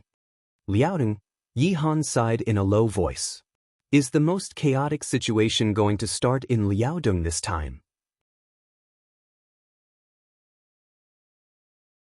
Chapter 12:15. The thick material turned to the last page. Under the soft light, Bai Qingqian put the material aside, picked up the teacup, and took a sip of water. She looked calm. This material had been sent to her office a few months ago. At that time, Bai Qingqian read it over and over again several times. Finally, because she didn't make up her mind, she temporarily sealed it up. The material involved a series of events such as the corridor transformation project of the Liaodong provincial government, as well as a large number of illegal trade in Anong. The target was Tan Xiaotian, the current deputy speaker of Fengtian Academy. There were more than 100,000 words of a large number of reports. Obviously, it was not written by one person, but from many aspects. The time span was as long as 5 years. Although there was no real name, a large number of reports were indeed true. To a certain extent, it could even be said that the evidence was conclusive. Even Bai Qingqian had an impression of many things mentioned in the material. This material appeared in her hands about 3 months ago. The source was still unknown. It was obvious that the election was coming. Because the election was coming, this was a spark sent to her by some people who wanted to fish in troubled waters. However, Bai Qingqian had never acted rashly. After reading the material in detail, she had already begun to let Yi Han's Ministry of Supervision take action secretly. Now, she had also grasped a lot of breakthrough clues. Some of Tan Xiaotian's practices had been arrogant to the point of brazen. The secret investigation of the Ministry of Supervision did not even encounter any even symbolic resistance. Some vague evidence had already appeared in the hands of the Ministry of Supervision. So 2 months ago, the provincial government personally issued a notice that Tan Xiaotian was sent to the Jingji Academy in Liaodong to enter the advanced course. Then, he began a half-year-long advanced course. When the news came out, there was no panic in Liaodong. Instead, there was jubilation. The Jingji Academy in Zhengzhou State was the fundamental and important place of the academics. Its importance was even above that of Liaodong. There were quite a number of super heavyweights in the academics, including Li Huaqing, who had the background of the academy. Because of this, they were jokingly called the academics by the outside world. Specifically in Liaodong, the academy was obviously also a place where it was difficult for Bai Qingqian to influence. Tan Xiaotian had entered the academy's advanced class and not the training class. This was usually a sign that he was going to be promoted. In the past 2 years, the situation in Zhengzhou State seemed to be stable. But as the election got closer and closer, undercurrents were surging not only in Liaodong, but also in all provinces. When Bai Qingqian first entered Liaodong, she had already hurt the nerves of some people in Liaodong. In the past few years when she came to Liaodong, under the seemingly harmonious situation, there had been a lot of conflicts. Among them, Tan Xiaotian could be said to be a representative person. If Tan Xiaotian was transferred from the position of Deputy Speaker of Anong Province to the position of Deputy Speaker of Fengtian Provincial Government was Bai Qingqian's concession, then letting Tan Xiaotian enter the advanced course was undoubtedly Bai Qingqian's preparation for leaving Liaodong Province. In a sense, this seemed to be a sign that the academics had begun to exert their power and was ready to set things right in Liaodong. Tan Xiaotian entered the advanced class. Half a year later was basically very close to the time of the election. And the election in Liaodong Province might be before or after the election in Zhengzhou State. This time sequence determined whether Bai Qingqian could stay in Liaodong for a year or more than half a year. Therefore, now the academics in Liaodong were strongly supporting the election in Liaodong Province to be held before the election in Zhengzhou State. Tan Xiaotian entering the advanced class was a signal. When he returned from the academy and symbolically stayed in this position for a few days, it was very likely that he would be promoted from deputy speaker to one of the directors of Liaodong Province, the speaker of Fengtian Province, and become the new representative figure of the academy in Liaodong Province. This was undoubtedly the best choice. In recent decades, several speakers of Fengtian province had directly ascended to the position of governor of Liaodong province. Many people hoped that Tan Xiaotian could seize this clear line between heaven and earth. To say the least, even if he couldn't seize it, after the advanced class, Tan Xiaotian was likely to directly serve as the deputy governor of Liaodong province, enter the council, and become the third person in the provincial government. This kind of rumor was getting clearer and clearer now. Obviously, the academics had begun to focus on the ecology of Liaodong province after Bai Qingqian left. Bai Qingqian would be elected as a member of parliament of Zhongzhou state in this election. After he left Liaodong province, the new speaker of Liaodong province would also be elected as a member of parliament of Zhongzhou state under the influence of Bai Qingqian and the power support of the academics, and he would take charge of Liaodong province. This person must be an important figure of the academics. In this way, the promotion channel of the academics was preliminarily perfected. As Bai Qingqian took the new post, the 4 supermasters under him would inevitably leave here one by one and go to different places. From the bottom of her heart, because the cooperation with the academics in recent years was quite pleasant, Bai Qingqian did not intend to make a big earthquake before she left. After all, she was still the speaker of Liaodong province. She was responsible for anything that happened in Liaodong province. That was why she temporarily hung Tan Xiaotian up. After he left, she would hand this problem to her successor. The successor must be one of the leaders of the academics and would know how to deal with the internal affairs of Liaodong province in a low-key manner. This way, even if she left this place, she wouldn't lose too many points. However, it was obvious that her careful consideration to some extent was regarded as weakness by some people with ulterior motives in Liaodong. Therefore, these days, the internal affairs of Liaodong became more and more unstable. Bai Qingqian was still hesitating. But the matter of the third supervisory group entering Jiangzhou directly stimulated Bai Qingqian to make up her mind completely. The other party had already begun to take action against the new group and Li Tianlan. Bai Qingqian naturally would not be polite. She had a card in her hand and did not bother to wait for the signal from Yuzhou from Bai Zhanfang and Zhou Mulin. At this moment, before leaving the academics, she just wanted to lift this shameful cover and see how much shocking darkness was brewing inside. Now that she had shed all pretense of cordiality, Bai Qingqian did not mind giving everyone in the academics a hard slap in the face. Bai Qingqian took another sip of tea, and her eyes became more indifferent and determined. "Speaker, Minister Yi is here." The secretary knocked lightly on the door, walked in and whispered, "Invite her in." Bai Qingqian nodded. Yi Han, who was slightly fat, came over and said with a smile, "Those guys are still outside. They said they wanted to smoke before coming in." Bai Qingqian nodded and asked directly, "Can we do it directly about Tan Xiaotian's problem?" Yi Han's face changed slightly. Obviously, she did not expect Bai Qingqian to be so direct. She hesitated and whispered, "Are you sure? If we can do it, let's do it." Bai Qingqian waved her hand lightly. "When Chang Jiang and the others come in, we will discuss the result together. It's time for some people to wake up." Yi Han took a deep breath and did not speak. Bai Qingqian held the teacup with a calm face. She thought of the leader and deputy leader of the third supervisory group. She thought of what they would do after entering Jiangzhou. Bai Qingqian gently raised the corner of her mouth. She was calm and confident, with indescribable grace. She did not have so many thoughts. She had only one thought now. Who dared to make life difficult for her son? She would let them die a horrible death.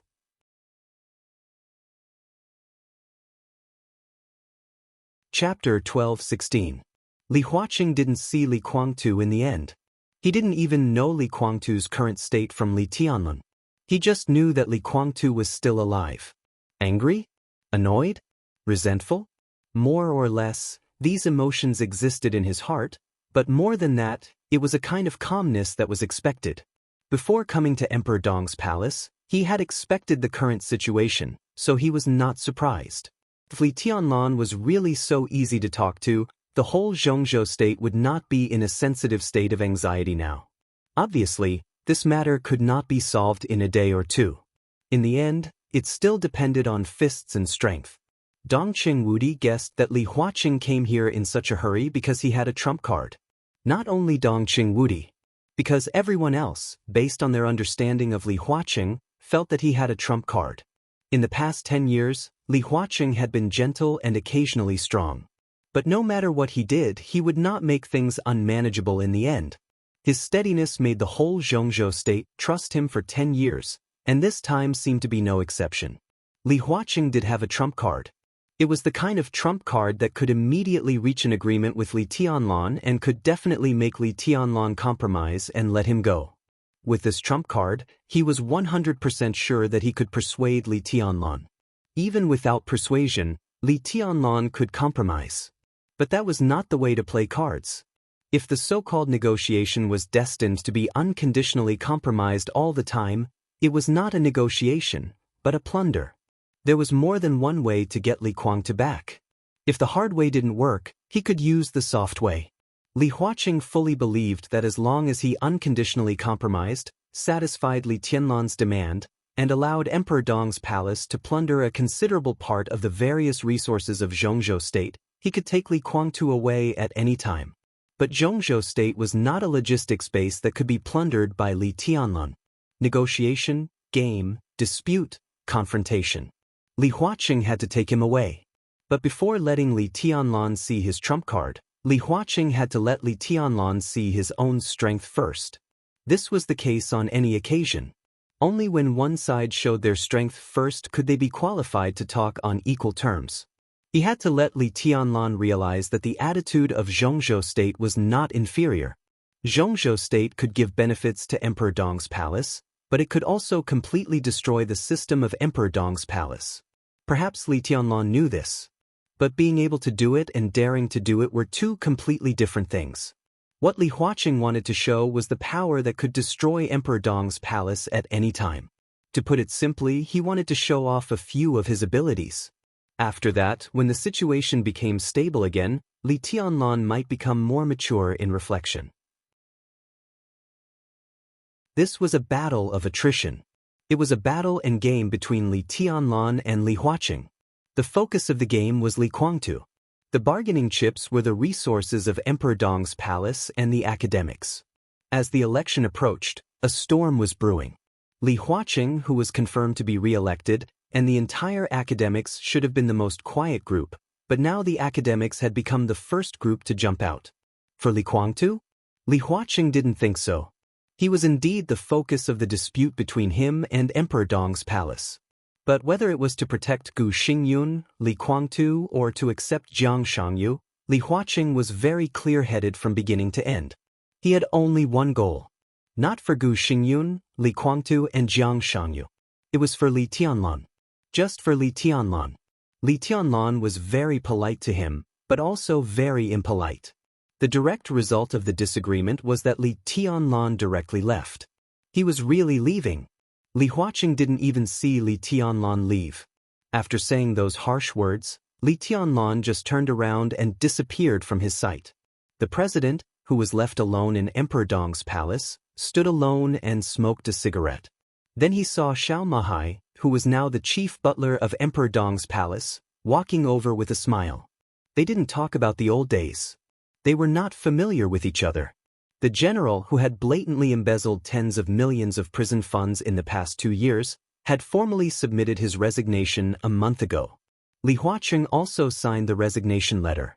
Someone had taken over Xiao Mahai's position as the director of Emperor Dong's palace. Xiao Mahai, who had left the desert, went to Tiannan and became the director of Emperor Dong's palace. He seemed to be living a good life. Xiao Mahai arranged for Li Huaqing to stay in a villa in the central area of Emperor Dong's palace. The villa complex, which would probably be provided for the high-level officials of Emperor Dong's palace in the future, had just been completed. There was still a slight smell in the villa, but the decoration was absolutely comfortable and luxurious. Xiao Mahai arranged for people to prepare a sumptuous meal for breakfast or supper at this time. He even opened a bottle of wine and then left. Li Huaqing, who was not sleepy at all, sank his body into the soft leather sofa and slowly tasted the wine. He was not sleepy at all. He was a little excited inside. It was like the moment when he was about to draw the sword before the decisive battle. He was completely focused, energetic, and highly focused. All the fatigue was completely suppressed and disappeared without a trace. Li Huaqing seemed to have completely entered the fighting state. He had already made sufficient mental preparations for this game. It could be victory, failure, or inevitable losses. All of these were within the range of what he could accept. He held the power in his hand, and this power had completely locked on the target. He could not hesitate, and must completely vent it out. He just didn't know if Li Tianlan had already made the same preparation. Li Huaqing held the wineglass and looked at the deep night outside the window, like a peerless swordsman holding a famous sword, waiting for the dawn. Li Tianlan did not rest, either. He returned to the top floor of the castle, where only he lived. In the spacious and luxurious living room, the maid Mai Shiranui, who came from East Island with all kinds of thoughts, had not left yet. She sat quietly on the sofa and was in a daze. She had changed out of her sexy and revealing clothes. She was wearing a pure white exquisite dress, black stockings, and a pair of seductive red stilettos. She sat quietly in the spotless living room. Her legs, which were shimmering in black stockings, were crossed. She was elegant and quiet. Rather than a maid, she was more like a well-dressed imperial concubine waiting for the arrival of the emperor, or a princess looking forward to the arrival of her lover. She seemed to be thinking about something, so she did not come to her senses when Li Tianlan suddenly appeared in the room. She was thinking about her life and the future. Mai Shiranui had never denied her desire for power. This desire included many things, such as the fanatical worship of real power, the power to dominate the dark world, the power to rule the world and sweep everything, and so on. She had always had a goal in her life. When many so-called young talents in the dark world of East Island worshipped her as a goddess, those people never existed in her eyes. At the beginning, her master Shinichi Miyamoto, the supreme ninja of the invincible realm who supported Liuhua Palace and made it as famous as Wuji Palace and Jifeng Sword Training School, was incomparably lofty in her heart. At that time, the only thing Mai Shiranui wanted was to inherit everything from her master and lead Liuhua Palace to surpass Jifeng Sword Training School and Wuji Palace to become a super force in the dark world. After Shinichi Miyamoto died in the hands of tribulation, her target became Li Kuangtu. The Purgatory of Heaven capital appeared in East Island. At that time, the man with the code name God, holding a death scythe, was quiet and almost invisible most of the time, but he could fight tit-for-tat with Sword Emperor Wang Tianzong without falling behind. He indeed had the glory that shone on the whole dark world. Mai Shiranui didn't want to admit it, but she knew very well that in the most glorious years of the Purgatory of Heaven capital in East Island, she had many sleepless nights because of Li Kuangtu. His almost desperate power became something she was crazy about and also the driving force for her continuous progress. She longed to be conquered by such a man and to be owned by such a man. Appearance. None of these things mattered to her. When she tossed and turned countless nights, she could even disdain the pursuit of the royal crown prince. At that time, there was only the incomparable power in her eyes. She dreamed of becoming Li Kuangtu's woman, sleeping beside him, wearing Li Kuangtu's invincible aura, and enjoying the awe of the whole dark world. Mai Shiranui could see that Li Kuangtu was tempted by her. Many times she could feel the rising temperature in Li Kuangtu's eyes. However, whether it was the royal prince who accompanied Li Kuangtu or Phoenix of the Purgatory of Heaven capital, they all regarded her as a great threat and guarded her so tightly that there was no suitable opportunity. Li Kuangtu was indeed lustful, but he was not the kind of person who was desperate. If he didn't have the chance to eat her, he wouldn't force her. That was the most glorious years of the Purgatory of Heaven capital. Now it seemed that it was also the peak period of the Purgatory of Heaven capital. After the chaos in Snow Country, the Purgatory of Heaven capital began to fall from the peak at a speed that no one expected. Wang Tianzong's breakthrough completely suppressed the powerful aura on Li Kuangtu. The Purgatory of Heaven capital left East Island. Countless forces in the dark world were withering. Emperor Dong's palace rose strongly. During that time, my Shiranui was lost and confused. The support for the Purgatory of Heaven capital and the account to East Island pressed her hard at that time. She didn't know who to rely on and completely lost her goal. Until the end, she found that she could only rely on her own strength. So Liuhua Palace quietly cut off the relationship with the Purgatory of Heaven capital. The invincible image of Li Kuangtu that was once deeply rooted in her heart had collapsed. So when she did this, she found that she actually had no burden in her heart. She drew a clear line with the Purgatory of Heaven capital and even quietly swallowed a lot of the benefits that belonged to the Purgatory of Heaven capital. She benefited from both the Purgatory of Heaven capital and East Island. Liuhua Palace was getting stronger and stronger, and her personal strength was constantly breaking through. She thought that she had seen the future that she once looked forward to approaching, and she saw the light of hope coming from a distant place. Then the shadow that spread from Zhongzhou State quietly spread to East Island. There was no sign. It was natural, like the sun rising and the moon setting. The world was supposed to be like this. The shadow spread in Zhongzhou State. It was dark and silent, but it emitted a pretentious light. It shrouded East Island and quickly shrouded the entire dark world. It was no longer the era of Sword Emperor and Deity. Under the shadow that shrouded the dark world was the absolutely invincible light of East Emperor. It was cold, majestic, awe-inspiring, deep, and immovable like a mountain. It was a shadow that completely made the entire East Island feel completely desperate. But my Shiranui actually found that she didn't feel the least bit unwilling in her heart. The kind of almost fanatical worship and admiration for Li Kuangtu was like magma that had cooled down and erupted again from the depths of her heart in an even more unstoppable manner. Mai Shiranui would eventually remember the first confrontation and meeting between her and Li Tianlan in East Island a few years ago. At that time, she, who was proud and arrogant, never thought that one day she would be so eager to be conquered and even ravaged by that man. She was the goddess in the hearts of many people in East Island, and she was a powerhouse in the hearts of many people in the Dark World. Women in the Dark World never meant that they were weak, because no matter which era, there were women standing at the peak who showed the demeanor of women. More than 20 years ago, there was Summer Solstice and Li Shi, two powerhouses who could be regarded as the peak combat power in the Dark World. There was Bai Qingqian, a powerful figure who had begun to strive for the parliament. There was the female Prime Minister of England, and there was Rothschild Qingtong, who controlled the Shadow Throne. In the era before Li Tianlan, there was the silent but thunderous Samsara Palace Master who supported the entire Samsara Palace. There was Situ Cangyue, the hidden god of Zhongzhou State who guarded Mount Taibai alone but radiated sharpness. There was the Holy Virgin Angel who controlled great power in the Holy Land. So the Dark World was never lonely. It was the world of men, but women also had a bright sharpness that couldn't be ignored. In this era, there was Qin Weibai, the patriarch of the Lin clan, who had faded away and stayed with Qin Weibai but no one dared to ignore. There was Dongcheng Qiuqi, who had now ascended to the high position of governor in Jiangxia. There was Bai Yu, the genius of Jade Pool who had begun to touch the threshold of the invincible realm. There was Mai Shiranui, who supported Liuhua Palace alone in East Island.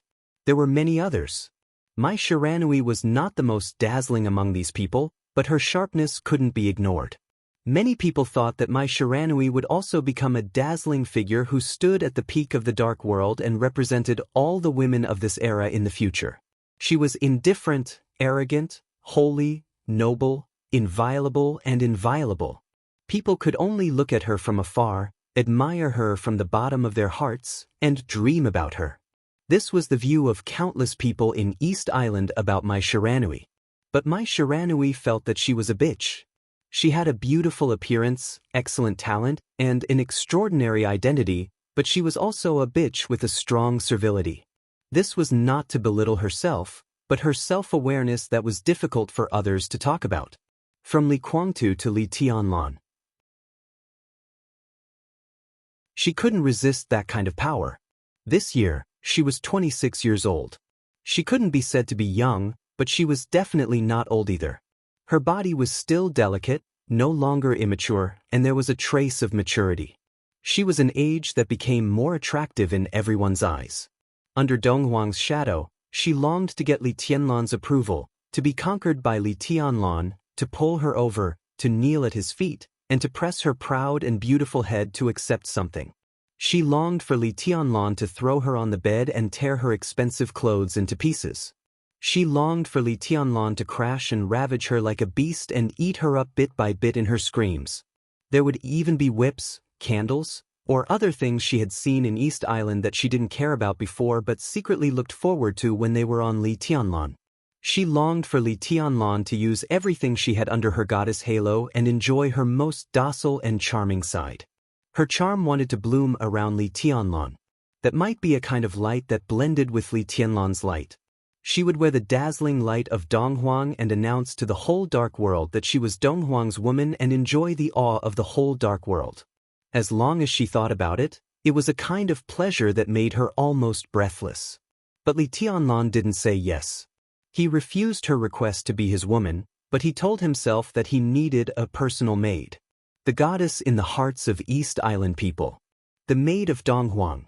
Mai Shiranui even thought it was very interesting, so she came to Emperor Dong's palace and even carefully prepared a lot of things. Mai Shiranui would never forget the strange expression on Xiao Mahai's face when he checked her luggage and found something like a whip in her suitcase. There were even some inconspicuous but interesting gadgets that could only be bought in East Island. Mai Shiranui didn't care. At that time, she burst into an extremely charming smile in front of Xiao Mahai and said that His Majesty Dong Huang asked her to bring it with him. There was no look of contempt in his eyes. She could even see a touch of pure awe and flattery in Xiao Mahai's eyes at that time. That feeling made Mai Shiranui's legs weak and her eyes a little misty. She was very sure that this was what she wanted. She knew that she could not break the limit of the invincible realm and enter the realm that she had never reached before. But she could lie docilely beside Li Tianlan, and the whole dark world would also fear and flatter her. Her Liuhua Palace could also become a superpower, even if she was not in the invincible realm, even if she was just an ordinary person who didn't know martial arts. Mai Shiranui thought quietly. Her face was a little flushed, and she rubbed her legs unconsciously, feeling that she was going to take a bath again. What are you thinking about? Li Tianlan's voice suddenly rang out in the brightly lit living room. Mai Shiranui's whole body shook. She didn't get up at first, but unconsciously made a sound like a cat's meow, soft, delicate, mellow, and sentimental. The blue veins on Li Tianlan's forehead jumped for no reason, and a nefarious fire almost uncontrollably rose from his abdomen. Your Majesty! Mai Shiranui stood up with a flushed face, a little cramped and a little flustered. A very subtle smell spread on her body. Li Tianlan glanced at her and asked directly, "Where is your room?" Mai Shiranui froze for a moment, as if she couldn't believe it, but with some expectation she said softly, "It's next to yours. I cleaned it up myself. Your Majesty, would you like to have a look?" Li Tianlan waved his hand and said, "Now, go and have a rest. I'll call you if I need anything." Mai Shiranui stood where she was, stunned for a moment, then gave a soft, "Oh," and turned to leave. Li Tianlan glanced at her unconsciously, only to find that Mai Shiranui's delicate white dress swayed gently as she walked, and a small wet mark was gradually growing. He frowned and didn't think much about it. He asked casually, "What's the situation in East Island now?"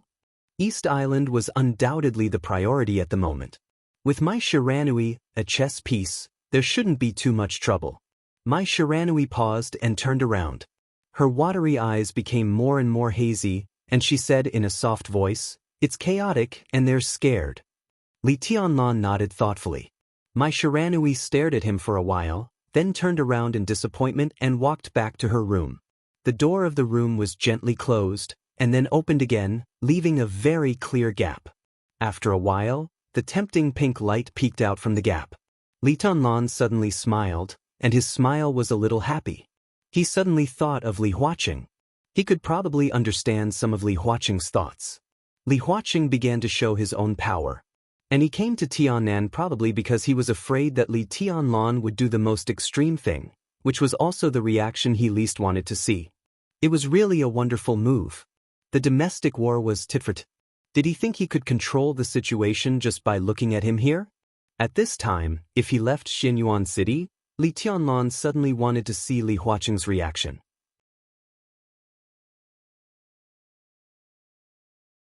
Chapter 12:17. When military counselor called him, Li Tianlan was about to finish watching a classic Hollywood action blockbuster. The movie had come to the end. The overwhelming wreckage of machinery was flying in the fire, and the soldiers with shields were fighting fiercely with the muscular giants. In the distance was a ruined city, and the survivors were running for their lives. All kinds of high-tech weapons were in scrupulously blooming destructive flames in the air, and the endless legions were moving forward firmly in the surging artillery fire. One picture after another was reflected in his dull pupils. He sat quietly, like a puppet, with countless thoughts flashing in his mind, about East Island, about South America, about Europe. The urgent reorganization of the internal structure of Emperor Dong's palace, the establishment of various departments, the blueprint of the new group, the game with Li Huaqing, the various investments of the Flourishing Age Fund, the future of Tiannan, his future, everything seemed to explode at once. Everything had to be done, and they had to be done as soon as possible. He didn't pay attention to what the movie was about. It was destined to be a blockbuster without too many connotations. The scenes were gorgeous and hot-blooded, and the special effects were all on. Li Tianlan's thoughts were scattered with the special effects on the screen. He looked quieter and quieter, sitting on the sofa motionlessly. Time was silent, and so was he. Gradually, he was so quiet as if he didn't exist at all. The phone rang. Li Tianlan's body moved slightly. He seemed to come alive all of a sudden. He exhaled softly, turned off the TV in front of him, picked up the phone and said, Your Majesty, Yuzhou is a little lively. Military counselor's voice was still calm, and he came straight to the point. He used the word lively very vividly. In fact, Yuzhou was more than lively now. Li Guangtu suddenly came to Emperor Dong's palace. Such an abrupt move directly shocked the whole Zhongzhou state, and Yuzhou was now in a state of complete uproar. The parliament had not yet held a meeting to formally announce or issue any orders. But all kinds of heavyweights had begun to meet frequently. Zhou Mulin and Bai Zhanfang were secretly meeting. According to the exact news, an hour ago, Wu Jingmin, the deputy minister of the cabinet, also arrived at the Bai family's manor. Bai Qingzhao went to the building of the military department overnight. It was said that among the four spirits of Zhongzhou state, besides Li Wangxing, the black tortoise who was stationed in Tiannan, Azure Dragon, White Tiger, and the new Vermilion Bird had all received orders to return to Yuzhou with their terracotta soldiers. Ji Wenzhang, Wan Qingyun, and Yi Dongxing had also started secretly contacting each other an hour ago. Guo Wentian seemed ready to leave for Southwest City. The Speaker of the North City arrived at Yuzhou Province overnight and entered Zhou Yunhai's home. Not only the parliament, but also some powerful figures in Zhongzhou state had received the news and began to discuss the possible changes. Hua Xingyang's phone was ringing off the hook. Countless powerful people expressed their opinions one after another. Some hoped that Li Huaqing could be more cautious, and some hoped that Xianyuan City could take a step back. As the current CEO of Emperor Dong's palace, the military counselor also received calls from different people. Some wanted to strengthen cooperation, while others wanted to shelve previous cooperation plans. It was a complete mess. Demons danced in a frenzy. The turbulence had begun to spread to the entire Zhongzhou state from Yuzhou as the center. In 24 hours at most, the roaring hurricane would sweep across the entire Zhongzhou state. Is it exciting? Li Tianlan asked with a smile and a relaxed tone while holding the phone. Military counselor was silent for about half a minute. Obviously, he did not expect Li Tianlan's attitude to be like this at this time. Then he laughed and said, I've experienced such a battle once, and I'm used to it. Your Majesty, the timing is a bit sensitive now, you know. Of course, Li Tianlan could understand what the so-called timing sensitivity meant. The problem of Li Guangtu had now become the focus between the academics and Emperor Dong's palace. Neither side would give in. Li Huaqing's arrival in Emperor Dong's palace made everyone a little uneasy. But before the situation changed, The uneasiness was just uneasiness. They would wait and see, look for opportunities, and express their attitudes at the right time. The so-called right time was undoubtedly when the confrontation between the academics and Emperor Dong's palace had a clear winner. But now, there was a big movement in Yuzhou. It was no longer as simple as waiting and seeing. The academics and Emperor Dong's palace had stirred up chaos. Now, all the other groups and wealthy families were obviously ready to take action and showed signs of entering the fray. There might be a lot of reasons, but there should be only a few of them who really wanted to help the academics or Emperor Dong's palace. The most important reason was because of the election. The eve of every election in Zhongzhou State was the most lively time. The situation seemed calm, but only the people in the game could really see the stormy waves. When it came to the group, every group had their own demands and wanted to complete their own layout. When it came to individuals, everyone also had their own goals. The relationship between each other, the competition inside and outside the group, and the cooperation in various fields were a complete mess. Everyone was fighting for a certain position, for a certain side's benefits. From top to bottom, the fighting was endless, spreading to every domain, every group. It was a chaotic battle. Of course, the negotiation had to be negotiated. But just like Li Huaqing and Li Tianlan now, before the negotiation, both sides wanted to show their strength. Only with great strength could their words be taken seriously, respected, and even accepted. There was less than a year before the election. Undoubtedly, the major groups also wanted to show their strength. Only then would they have more bargaining chips and be able to ask for more things. Is it going to start now? Li Tianlan smiled and looked out of the window at the night that seemed to be gradually fading away. Shenyuan City in winter was still as warm as spring, but his body still remembered the coldness that pervaded Yuzhou. He narrowed his eyes and shook his head, saying, "It's not the new year yet. It seems a little early. Because a lot of things need to be redistributed. Our appearance has impacted the structure of the six, and many people have long been unable to hold back." Military counselor's voice was a little understated. "So in your opinion, is it a good thing or a bad thing for Emperor Dong's palace this time?" "Neither good nor bad." The military counselor laughed. "Everyone who enters the game has good intentions, but no one knows what kind of accident will happen until the end. We can only do what we should do. No matter if it's good or bad, we still need to operate." Li Tianlan's voice was more understated, even a little careless. "Well, what can you do?" Military counselor didn't speak for a while. He didn't know whether to give Li Tianlan a thumbs up or a middle finger in his heart. Li Tianlan's words, whether in an understated tone or a careless tone, were the essence of the boss. Li Tianlan's casual words obviously meant that the next task would be handed over to him. However, as the CEO of Emperor Dong's palace, it seemed to be his task indeed. This sentence was undoubtedly Li Tianlan's statement, which meant that military counselor could use all the resources that Emperor Dong's palace currently had to obtain greater benefits for Emperor Dong's palace in the next chaotic battle. As the supreme leader of Emperor Dong's palace, if Li Tianlan bowed to everything personally, the existence of military counselor and others would undoubtedly be meaningless. Li Tianlan was self-aware.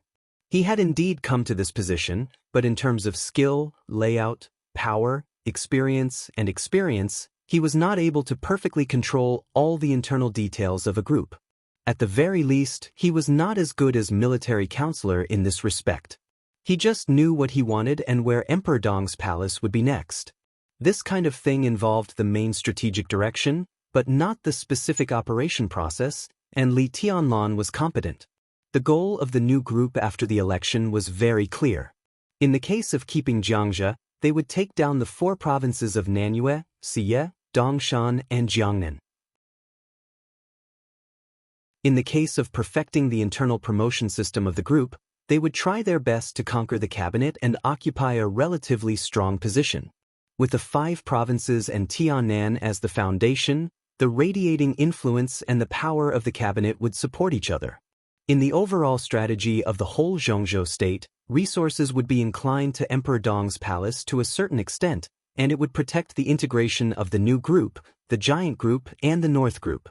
This was the strategic direction of Emperor Dong's palace in Zhongzhou State in the next 10 years that Li Tianlan had personally formulated. The next implementation, the allocation of a large number of resources, and the operation of human relations were the responsibility of the CEO military counselor. Li Tianlan gave the direction to lead Emperor Dong's palace. He didn't care about the process, only the final result. I'm on my way to the Bai family manor. On the phone, military counselors smiled gently. He was the CEO of Emperor Dong's palace, but after all, he had nothing to do with the parliament of Zhongzhou State. On the surface, he was just a businessman. At this time, he naturally had to unite all the forces that could be united to intervene in this chaotic battle. Dong Qingwudi was still in Emperor Dong's palace. At present, Zhou Mulin and Bai Zhanfang represented the giant group in Yuzhou, and Wu Jingmin represented the power of the new group. Military counselor represented Emperor Dong's palace. Only when he, the CEO, was present could the power of the new group and the giant group operate smoothly and prepare for the next chaotic battle. The first thing we have to face is the academy. Military counselor's voice was very quiet and calm. In the chaos, his slow voice had a kind of reassuring and trustworthy power. Your Majesty, what are you going to do about Li Kuangtu? Li Tianlan was silent for a moment. Do we fight to the end? Or can we compromise? I can operate in Yuzhou, but first we have to be mentally prepared. Your decision means different results. The current situation is that our conflict with the academies has caused the current chaos. This is not a good thing, but it is not a bad thing either. At least to a certain extent, it shows that the initiative is in our hands, not in the hands of the academies. If we fight to the end, the first thing we have to face is the full attack of the academies. In this position, Li Huaqing can't be ignored. Once we fall into a disadvantageous position, other forces who don't want the new group to appear will undoubtedly attack us together. It's hard for us to resist, but once we do, our gains will be far beyond expectations. It's risky to fight to the end, but the benefits are also great. If we compromise, we can make full use of the initiative in our hands. When to compromise and when to hand Li Kuangtu over to the parliament, these are completely up to us. We can even use this to exchange something with the academies. Before the election, our preparation will be more leisurely. At present, compromise is a relatively rational choice. It's less risky and very safe. Military counselor's voice was clear and definite. So you prefer me to let him go? Li Tianlan asked.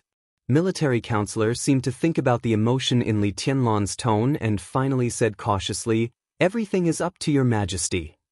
I'm in charge." Li Tianlan narrowed his eyes slightly and didn't speak for a while. He was indeed hesitant about how to deal with Li Kuangtu. Li Kuangtu's hostility to him was extremely obvious, but perhaps it was because of some fixed but later broken understanding of Li Kuangtu since childhood, or because of Dongqing Rushi, or because of the sword Li Kuangtu lent him in Reki City.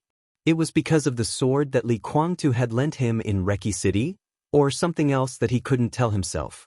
Therefore, even though Li Tianlan now had the strength above Li Kuangtu, he didn't want to kill him very much. Jiang Shangyu might have also seen this. So he forcibly took Gu Xingyun away and left Li Kuangtu. At that time, Li Tianlan could have killed Li Kuangtu countless times in an instant, but in the end, he chose to take him back to Emperor Dong's palace. From the perspective of Emperor Dong's palace, keeping Li Kuangtu here and waiting for the situation to stabilize, Li Tianlan could already get up and go to Heaven Capital in Tianan and use Li Kuangtu as a bargaining chip to take over the entire purgatory of Heaven Capital. There was a saying in ancient times that one could order the vassals by holding the emperor by force. It was not accurate to use it here.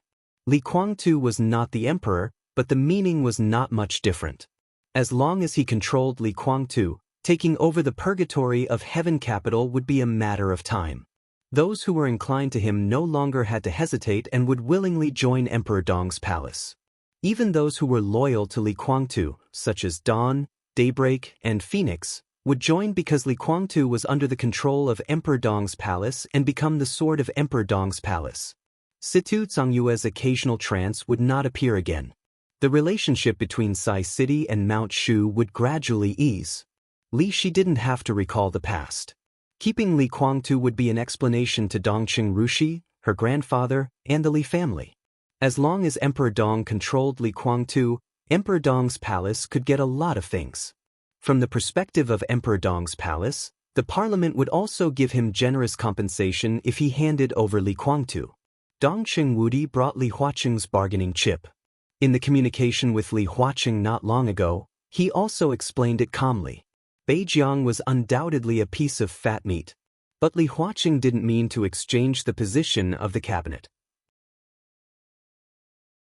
In principle, he's still supported by Qin Qian to go to the cabinet. He could also support Wu Jingmin to serve as a director and deputy prime minister. He would also support Zhou Yuanshan to go to Nanyue. Li Huaqing's original intention was to promote Wu Jingmin's first secretary, Jian Kong, who was now in Jiangzhe and had a very pleasant cooperation with Zhou Yuanshan and Dongqing Qiuqi, to the parliament of Zhongzhou State and let him take charge of Beijiang. Jian Kong's qualifications were undoubtedly insufficient. Even among dozens of provincial speakers in Zhongzhou State, his qualifications were the least, but his ability was beyond doubt. If Beijiang was handed over to Jian Kong, Li Tianlan would rest assured, and Zhongzhou State would also rest assured. The strategic significance of Beijiang was far more than just a member of parliament. That was the largest province in Zhongzhou State. It could be said to be vast and resourceful, but it could also be said to be sparsely populated. There were too many things that could be done in that land, no matter what could be said or not. If the new group took over Beijiang after the election, they would undoubtedly become one of the top groups in Zhongzhou State.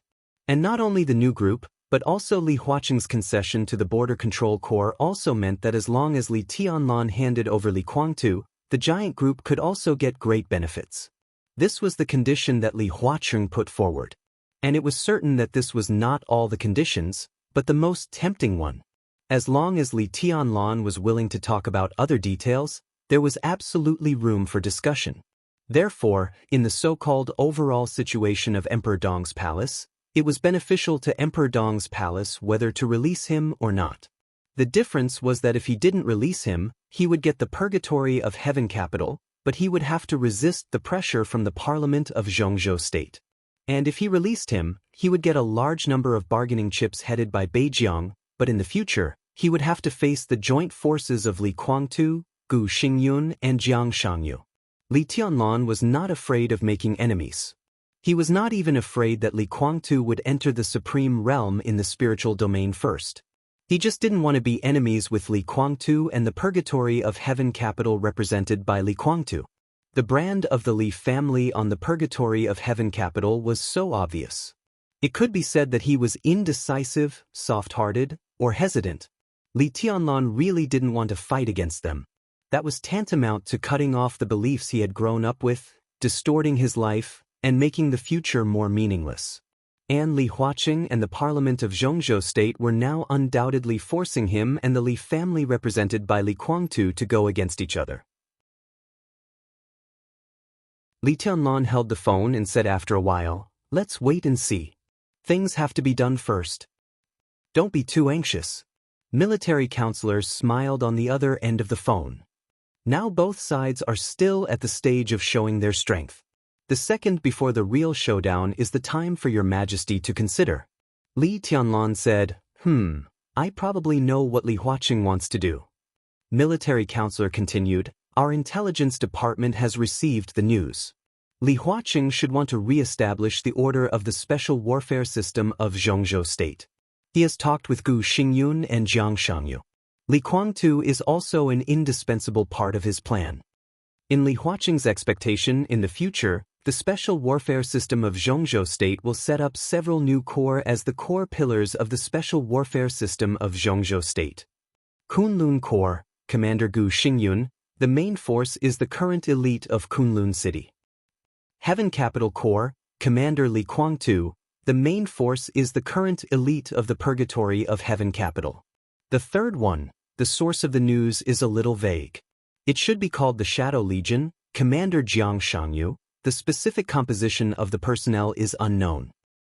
In addition, there is the Snowdance Corps and the Nightmare Corps of Emperor Dong's palace, led by Your Majesty.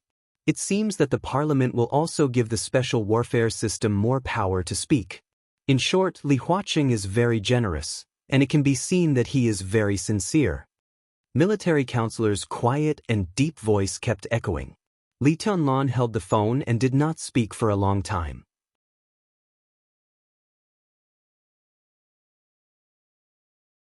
Chapter 12-18. Li Tianlan could sense Li Huaqing's sincerity.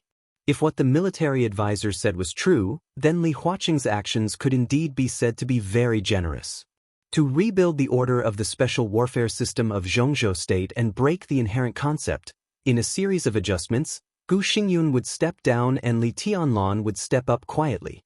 In this case, Gu Xingyun could be regarded as losing all his face. But compared with Li Tianlan directly driving him out of the position of state-protecting war god, the ups and downs in this adjustment at least left the last trace of face for Gu Xingyun, and it could make him more reasonable to find a lot of excuses. Snow Dance, Nightmare, Kunlun, Tiandu, Umbra. If the 5 regiments were the core pillars of the special warfare system of Zhongzhou State, then Li Tianlan would undoubtedly have a great advantage when facing others. The Snowdance Corps was originally his trusted team, and the Nightmare Corps was the main structure of Emperor Dong's palace.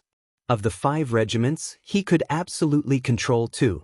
Gu Xingyun, Li Guangtu, and Jiang Shangyu each controlled 1. It seemed that the 3 of them together seemed to be more powerful than Li Tianlan, but it was just an appearance. Not to mention the size and equipment of the 5 legions, and the comparison of combat effectiveness between Li Tianlan and the 3 of them. After Zhongzhou State made this plan, if Li Tianlan agreed, then the support of the parliament for him would be completely different. This was Li Huaqing's attitude and sincerity. He could give it to Beijiang, Nanyue, Xie, Dongshan, and Jiangnan, but he wouldn't touch Zhejiang either.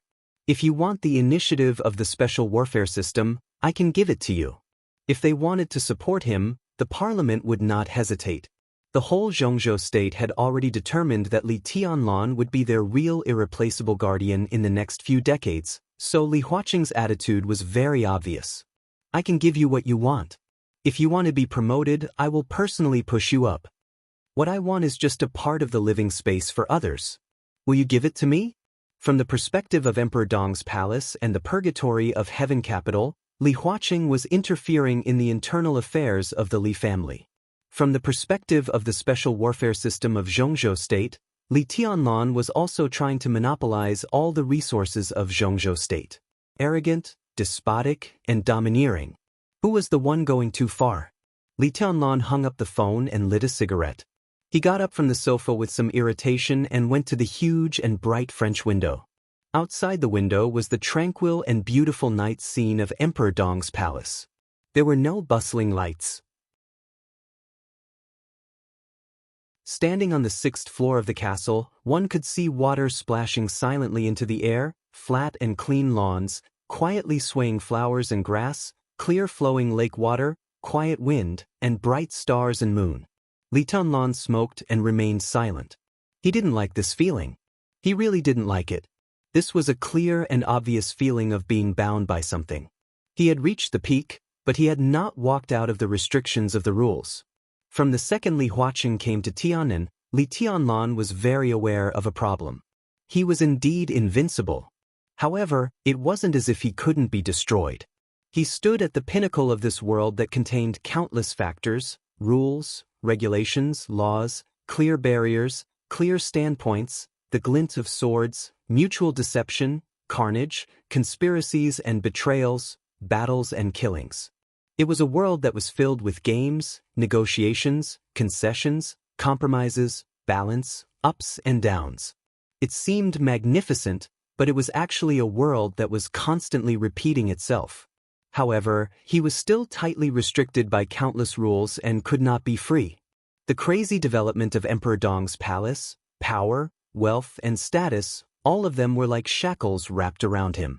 He could clearly see those shining responsibilities, and he could clearly feel his exhaustion, annoyance, and even powerlessness. He wanted his life to move forward, but countless things were telling him that he had to take this step back. He didn't want to get involved in the chaos before the election. He didn't want to play games with Li Huaqing. He didn't want to hand over Li Guangtu. Beijiang, the parliament, the future, the country, they were all king things. If he didn't want to do something, then he wouldn't do it. If he fell out with Li Guangtu, he would do it. At worst, Emperor Dong's palace would be destroyed. He would leave Zhongzhou state and kill all the people he wanted to kill. He would move forward and never look back. He wanted to do this, but he could only think about it. Reality and fantasy were different, and they would never be the same. His invincible power had brought him absolute power and wealth to the peak of the world. Now, he would have to carry these things on his back and do things that he didn't want to do. For example, he was trying to guess Li Huaqing's thoughts and bottom line, and he would fight for the greatest benefits in this chaotic battle. This was his life and future, and he seemed to be able to see the end with a single glance. Li Tianlan threw away the cigarette butt, took out another one, lit it, and took a deep breath. A white, soft, and slender arm stretched out. There was an ashtray in the slender fingers.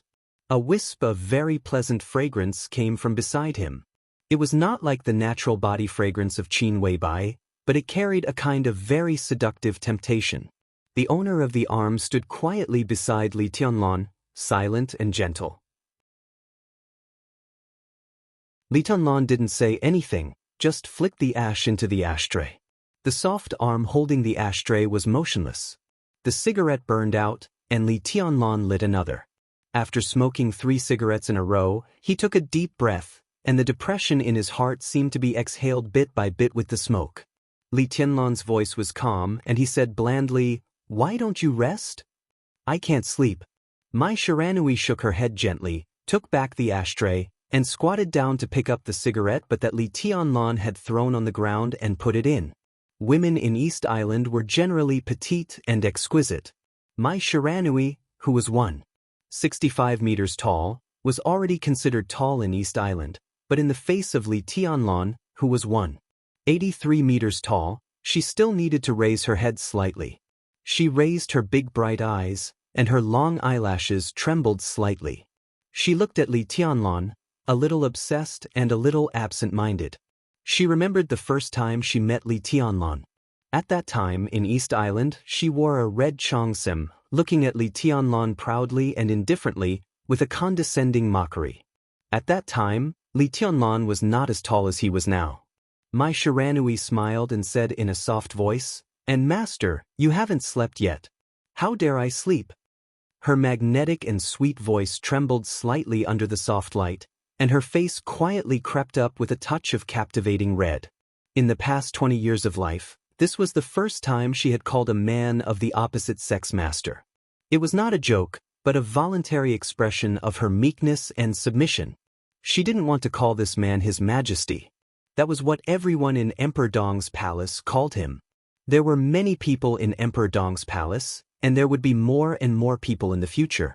Li Tianlan would get more and more used to the title, Your Majesty. He would become accustomed to it and even numb to it. Maybe one day when everyone called Li Tianlan, Your Majesty, Li Tianlan would forget his own name, let alone who had called him, Your Majesty.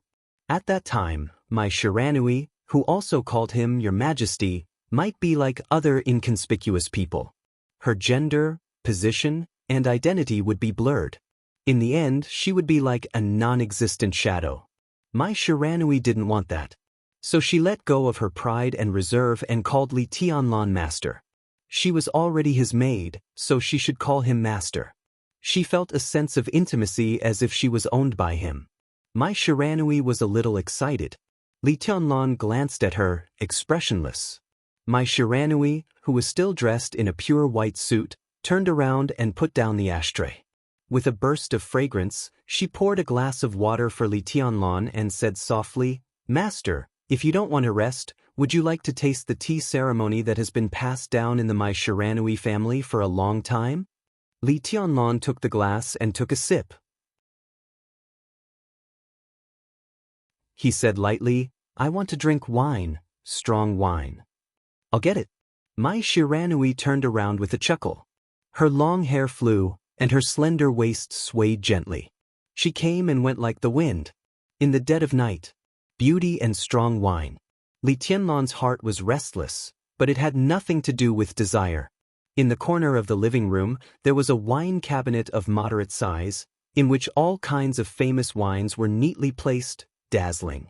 In fact, Li Tianlan was not very interested in wine. The wine cabinet was also brought by Qin Weibai. She preferred to drink a little grape wine or red wine before going to bed, and Li Tianlan would drink some with her. However, Qin Weibai lived here for a short time, so the wine cabinet still looked full. Mai Shiranui did not touch the foreign vodka and the like. She bent down and turned out a bottle of high alcohol content Maodai, took 2 crystal glasses and put them in front of Li Tianlan, and then called the number 2 restaurant. The number 2 restaurant was on the 5th floor of the castle. It was a small cafeteria. Compared with the number 1 restaurant, the chef's skills and ingredients were nothing special. They were all top chefs transferred by Han Donglu from the hotels under the Flourishing Age Fund. However, the number of chefs in the number 2 restaurant was very small. There were about 20 people in the dessert, Western, and Chinese dishes. To put it bluntly, they served Li Tianlan alone. They worked in 2 shifts and were on call 24 hours a day. Li Tianlan's time in Emperor Dong's palace was very short, so the number 2 restaurant became a special place for the high-level officials of Emperor Dong's palace. Mai Shiranui did not know much about Zhongzhou cuisine. She just said that His Majesty wanted to drink. Listening to her stiff but charming Chinese, Li Tianlan opened the bottle and filled the 2 crystal glasses in front of him. Mai Shiranui, who was talking on the phone, watched this scene. Her watery eyes were shining, and the corners of her soft lips were gently raised. Putting down the phone, Mai Shiranui stood up as she picked up the glass, walked to Li Tianlan, and bent down as if she wanted to sit close to Li Tianlan. Li Tianlan glanced at her and pointed to the sofa opposite him. Mai Shiranui was a little embarrassed. After a stalemate for less than a second, she finally pursed her lips and sat back. "Tell me about East Island," Li Tianlan said in a flat tone. Mai Shiranui was stunned. Holding the glass, she said slowly, "East Island is in chaos now." This was an inevitable phenomenon. With the destruction of Wuji Palace and Jifeng Sword Training School, the dark world of East Island without a martial arts grandmaster was completely leaderless. Under such circumstances, it was difficult for other forces in East Island to really understand the situation in the shortest time, so chaos naturally occurred. They wanted to rise, but they didn't have the strength. So it was foreseeable that such chaos would not end in a short time under normal circumstances. But East Island was not in a normal situation now. Emperor Dong's palace would inevitably intervene in everything in the dark world of East Island. The royals who had been in control of all this might object, but their objection was meaningless. Emperor Dong's palace was invincible. When the elites of Nightmare Troop wiped out the remaining forces of East Island, what could the royals use to oppose Li Tianlan? Did they have to send troops to suppress them on a large scale in their own country? Not to mention whether they could do this, even if they did, Emperor Dong's palace, which was backed by Zhongzhou state, was not something they could suppress at will. If they dared to move, the incident would undoubtedly escalate. Fight with Zhongzhou state. When these words were put together, no other country in the world had such confidence. When its special warfare system was completely destroyed and scattered, and the remaining stragglers didn't have the strength to protect their own territory, the strong intervention of external forces was unavoidable. Under such circumstances, the royals could at most give those stragglers some symbolic support. But when the external force that intervened was Emperor Dong's palace, the royals might not even have the courage to give their own people symbolic support. Some of the elites of Nightmare Troop were still in East Island, and they occupied Wangtian Pavilion, the former headquarters of Purgatory of Heaven Capital in Heaven Capital. There were not many of them, just 200 elites, and only 2 of them were in the thunder-shocking realm. This kind of lineup was nothing in the eyes of East Island, and there was more than one force that could completely suppress this lineup. But so far, no one dared to target these 200 elites. This showed their rationality to some extent. But at the same time, none of the forces had come into contact with this group of elites. This also showed how conflicted they were. But all of this was meaningless. Whether they were rational or conflicted, Emperor Dong's palace would march into East Island in an unstoppable manner. Those who obeyed it would prosper, and those who disobeyed it would die. The smartest way for East Island at present was to contact Emperor Dong's palace. It didn't matter if they didn't want to or not. But now that their special warfare system was about to be lost, they could only bow their heads, and to some extent, test the opportunity to cooperate with Emperor Dong's palace. The royals really want you to go to East Island, master. I think they should have a lot of things to talk to you about, but I guess they don't dare to leave East Island and come here. Mai Shiranui winked charmingly. If there's a chance, I'll go there. Li Tianlan took a sip of wine and said casually, how's the strength of Liuhua Regiment now? Liuhua Regiment, a familiar and confused look flashed in Mai Shiranui's beautiful big eyes. She had never heard of Liuhua Regiment, but somehow she felt the name was familiar. After a full 10 seconds, she finally realized why this name was so familiar. Her master casually took her from East Island, and the goddess of the special warfare system of East Island became Dong Huang's personal maid. That was it? How could it be? Now it was just an understatement. Liuhua Palace, the force that used to be as famous as Jifeng Sword Raining School and Wuji Palace, the force that once had a supreme ninja of the invincible realm, the force that even surrendered to the purgatory of Heaven Capital, was still called Liuhua Palace. Between Li Tianlan's words, it had completely disappeared. From now on, there was no Liuhua Palace in East Island. The former ninja Holy Land was now the Liuhua Regiment. The Liuhua Regiment that belonged to Emperor Dong's palace. They were no longer a subsidiary force, but a part of Emperor Dong's palace. Mai Shiranui looked at Li Tianlan in a daze. The entire Liuhua Palace seemed to have been subdued by Li Tianlan's casual toast and careless words just now. This veteran force in East Island was simply drunk by Li Tianlan. It was more delicious than any dish that went with wine. At this moment, Li Tianlan was so calm, but also so domineering.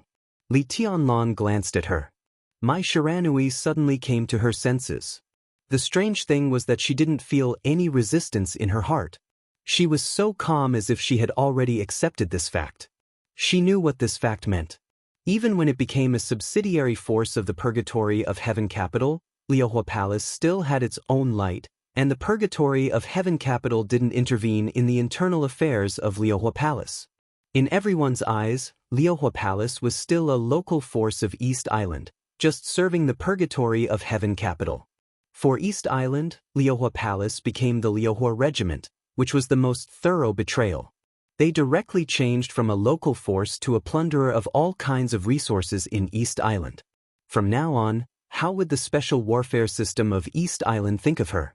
How would Liuhua Palace, no, the Liuhua Regiment, deal with themselves? Mai Shiranui was silent. She looked deeply into Li Tianlan's eyes. But let me be your woman, hey? Mai Shiranui suddenly spoke. Her words were inexplicable, and her voice even sounded a little pleading. There's no difference. Li Tianlan said blandly. He took off his shoes casually, stretched out his legs, and put them on Mai Shiranui's knees. Mai Shiranui subconsciously straightened her body and hugged Li Tianlan's calf, letting Li Tianlan's feet touch her proud and tender breasts through her white blouse. She leaned forward and gently massaged his calf and feet. Li Tianlan moved his feet comfortably and said blandly, "You and the Liuhua Regiment both belong to me. This has nothing to do with whether we have sex or not. You don't have to worry about how the Liuhua Regiment and you will live in East Island in the future. Do you feel ashamed to face East Island?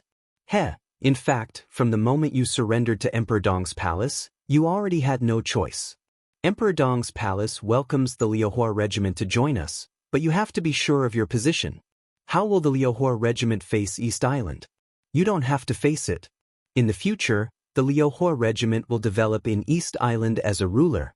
When everyone has to bow down to you, how can you face it?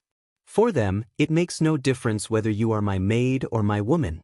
No matter which identity you have, you will be above them. If they don't recognize the truth, I don't mind washing them with blood again." Feeling Li Tianlan's subconscious slight strength in his feet, Mai Shiranui's body trembled slightly and her breathing quickened. She didn't know whether it was because of excitement or humiliation. She carefully massaged Li Tianlan, biting her lip tightly as she felt his natural indifference and arrogance.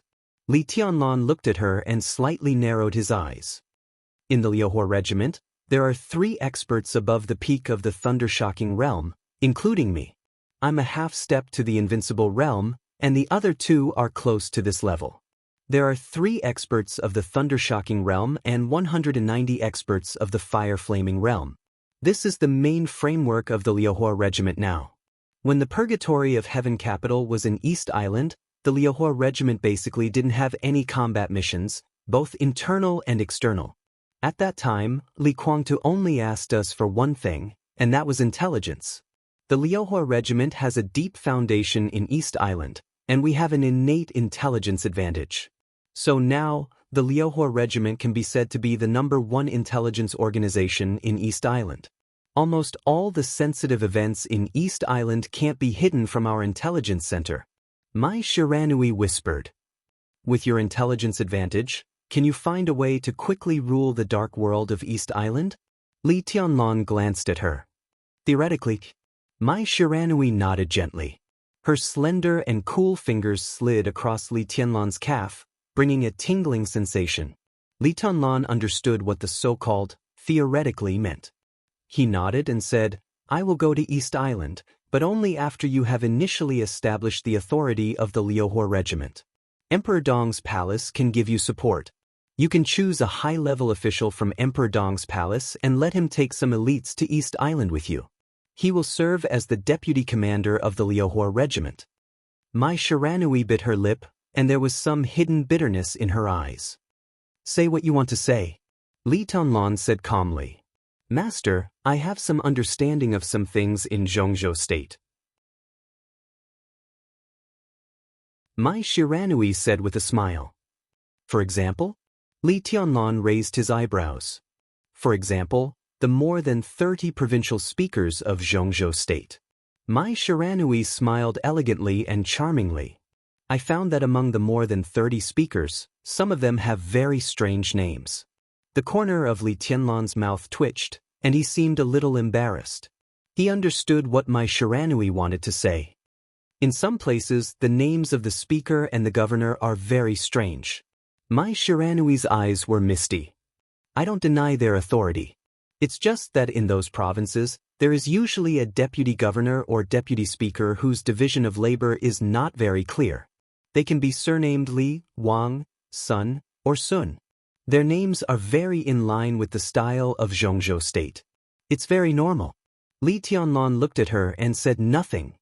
And in those places, every time something important happens, your news media will intentionally or unintentionally mention the deputy governor whose division of labor is not clear and is even somewhat like a marginal figure. Mai Shiranui blinked her big eyes and looked innocent. Master, why is that? Li Tianlan wanted to pull his foot back, but Mai Shiranui hugged him tightly. Mai Shiranui, who seemed to have completely adapted to the identity of a maid, was constantly stripping away the estrangement and distance between her and Li Tianlan. She pouted her lustrous red lips, as if she was dissatisfied and acting coquettishly. She was about to cry. Master doesn't trust me. You think too much. Li Tianlan shook his head. And it's also wrong. It has nothing to do with trust. You can choose any deputy commander of the Liuhua regiment. He will go with you to East Island, but he will only be a nominal member of the Liuhua regiment. He will not interfere in specific affairs, but will establish a new regiment that belongs to Emperor Dong's palace. He will be a nominal member of the Liuhua regiment, and then it will be easier for you to get in touch. Isn't that distrust? Mai Shiranui's eyes were still resentful. Of course not. Li Tianlan shook his head.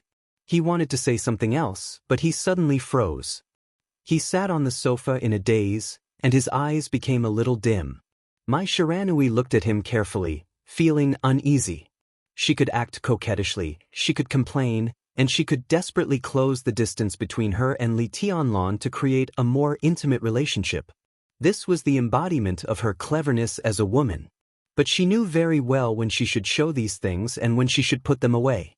Li Tianlan picked up the wine glass again and silently drank up more than half of the wine in one gulp. He let out a long breath and looked up at the soft crystal chandelier on the ceiling. At this moment, Li Tianlan finally realized that he had changed unconsciously, because he thought of Li Huaqing. He thought of Li Huaqing's fierce but strong eyes that showed a touch of fatigue and persistence when he looked at him. "It's not that I don't trust you." Li Tianlan's voice became a little low.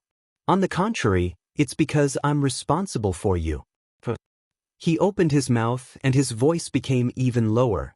"Balance."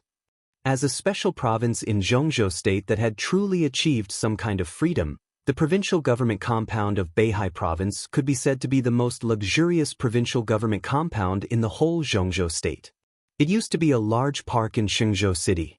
When it was renovated for the second time after its completion, it was approved by a patriarch of the Wang family of Beihai into a provincial government compound.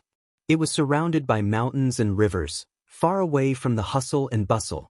Dozens of huge and luxurious 5-story single-family villas were dotted among the green hills and blue waters.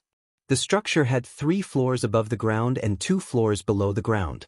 It was equipped with elevators, private lawns, private garages, private pools, private gyms, private cinemas, bars, and there was an international golf course inside the park. It could be said to be the real holy land of celebrities in the whole of Beihai. Luxury cars came and went all day and night. It was said that the third phase expansion plan of the provincial government compound had been approved. From the southern part of the provincial government compound, they could even get a small piece of sea area that belonged to the provincial government compound. At that time, a yacht club would be built here to provide entertainment for the speaker and directors. In the past hundreds of years, Beihai had been so ostentatious in various fields. This province was unimaginably comfortable and luxurious compared to other regions of the same level. In the eyes of other regions of Zhongzhou State, it was indeed a real alien and freak. It was no wonder that Chen Fangqing and even many people before him regarded Beihai as a thorn in their side. They saw the ostentatiousness of Beihai that even they envied, but they did not see or were unwilling to admit the calmness behind the ostentatiousness.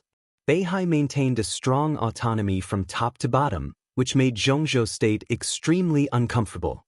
Most of the laws of Zhongzhou State applied here, but there were also some laws and rules made by Beihai itself. There was only one dominator in Beihai, and that was Mount Dibbing. Hundreds of years of iron-like facts had proved one thing countless times. If Mount Dibbing was stable, the whole of Beihai would be stable. From the speaker, the governor, the commander of the Beihai Corps, to the deputy speaker, deputy governor, the speaker and mayor of each city, the middle and high officials of each key department, and the grassroots, Zhongzhou State had the right to make suggestions. But Mount Dibbing had the right to appoint all these people. All this seemed completely incredible today, but it also explained the glory of the Wang family of Beihai from another perspective. Beihai Province's high-tech cultivation that had lasted for hundreds of years had made countless people jealous. It had also kept Beihai the core attraction for a large number of smart and capable young people in Zhongzhou State. Except for the top management, few people in Beihai were transferred to other places. But occasionally, some young and strong people from Zhongzhou State would be transferred to Beihai. Almost every transfer of a position would cause a lot of trouble. Everyone desperately wanted to work in Beihai, and a considerable part of the reason was the incredible welfare system here. Was there a speaker in Zhongzhou State with a personal net worth of billions who seemed to be above board and not afraid of being investigated? Yes, in Beihai. Was there a governor in Zhongzhou State with a personal net worth of billions who was also not afraid of investigation? Yes, also in Beihai. Was there a general in Zhongzhou State with a personal net worth of billions who was not afraid of investigation? Or in Beihai? In the latest issue of Beihai's salary adjustment, the salary of the Speaker of Beihai, the Governor of Beihai, and the first Deputy Commander of the Beihai Corps was 75 million Zhongzhou dollars. 75 million a year. The second-level director of Beihai had an annual salary of 60 million a year. Non-director deputy governor members had an annual salary of 50 million. As for the cities in Beihai, the mayor of Shenzhou got the salary of a director. The first and second leaders of other cities in key departments at the provincial level generally had an annual salary of about 30 million. The deputy positions were between 10 million and 15 million. Further down, the city departments, bureaus, offices, departments, and staff had a clear salary at each level. 3 years ago, according to the real statistics of Beihai Province, an ordinary staff member in Beihai earned 680,000 Zhongzhou dollars a year. 400,000 was the annual salary, and 280,000 was the unit bonus. Mount Dibing paid tens of billions of salary for the administrative system of Beihai every year. This was just a salary, not some investment or starting some project. It was just a simple salary. In the completely unbelievable and even absurd salary, Beihai Province was also creating more incredible benefits for Mount Dibing almost crazily. The administrative system of Beihai was the most streamlined in the whole Zhongzhou state. In some cities in Zhongzhou state, there were more than a dozen deputy chiefs at any time. However, the structure of only 5 deputy chiefs in each city of Beihai was unique. Everyone had a clear division of labor and clear responsibilities. Therefore, their organization was the most streamlined, but the most efficient. Sitting in their positions, whether it was a leader or a staff member, everyone was doing their best to be responsible for their own work seriously. They even wanted to broaden their work scope and get the greatest work results. The director of industry spent most of his time doing research. The director of investment promotion took his subordinates and ran around like a group of salesmen all day long. It was an indescribable atmosphere of desperation and seriousness. Fanatical, excited, and happy. Everyone was working hard to do their own things, and wholeheartedly to make everyone in Beihai live a better life. The year-end audit of Beihai was completely in the charge of the core personnel of Mount Dibing. There was no falsehood at all. It was specific to each city and department. If one did a good job, in addition to the annual salary, there would be a considerable part of the absolutely generous bonus. If one did a bad job, the salary would be downgraded. 2 consecutive salary downgrades, and the appointment would be cancelled. Sharp, accurate, and clear. Along with the super high salary, there was cruel and almost brutal punishment in the administration of officials. This was a sharp sword hanging over the heads of everyone in Beihai. If the amount received was more than 100,000 yuan, life imprisonment, no commutation for life. If the amount received was more than 500,000 yuan, the death penalty would be carried out immediately. If the amount received was more than 1 million yuan, the punishment. This could definitely be regarded as the most thorough regulation that Beihai had ever implemented. The degree of its implementation was as firm as the wages that Beihai had never been in arrears for hundreds of years. There was no room for maneuver.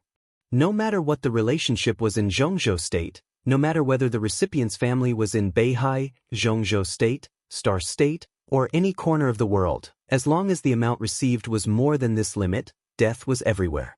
When the first heavenly son of Beihai personally made this law on the stage of Formidable Person, he said, "This is the overall situation of Beihai." When the incredibly high salary was compared with the huge and unbearable cost of making mistakes, no matter how greedy a person was, he could completely calm down and feel the shock. In the hundreds of years in Beihai, there were very few recipients. In the hundreds of years, there were less than 20. 20 people, without exception, received more than the limit. Therefore, no one in the 20 families could escape the judgment of the Wang family of Beihai.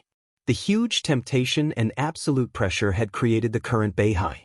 There were basically no so-called complaints in all the administrative departments, and all kinds of problems encountered by the people would be solved immediately.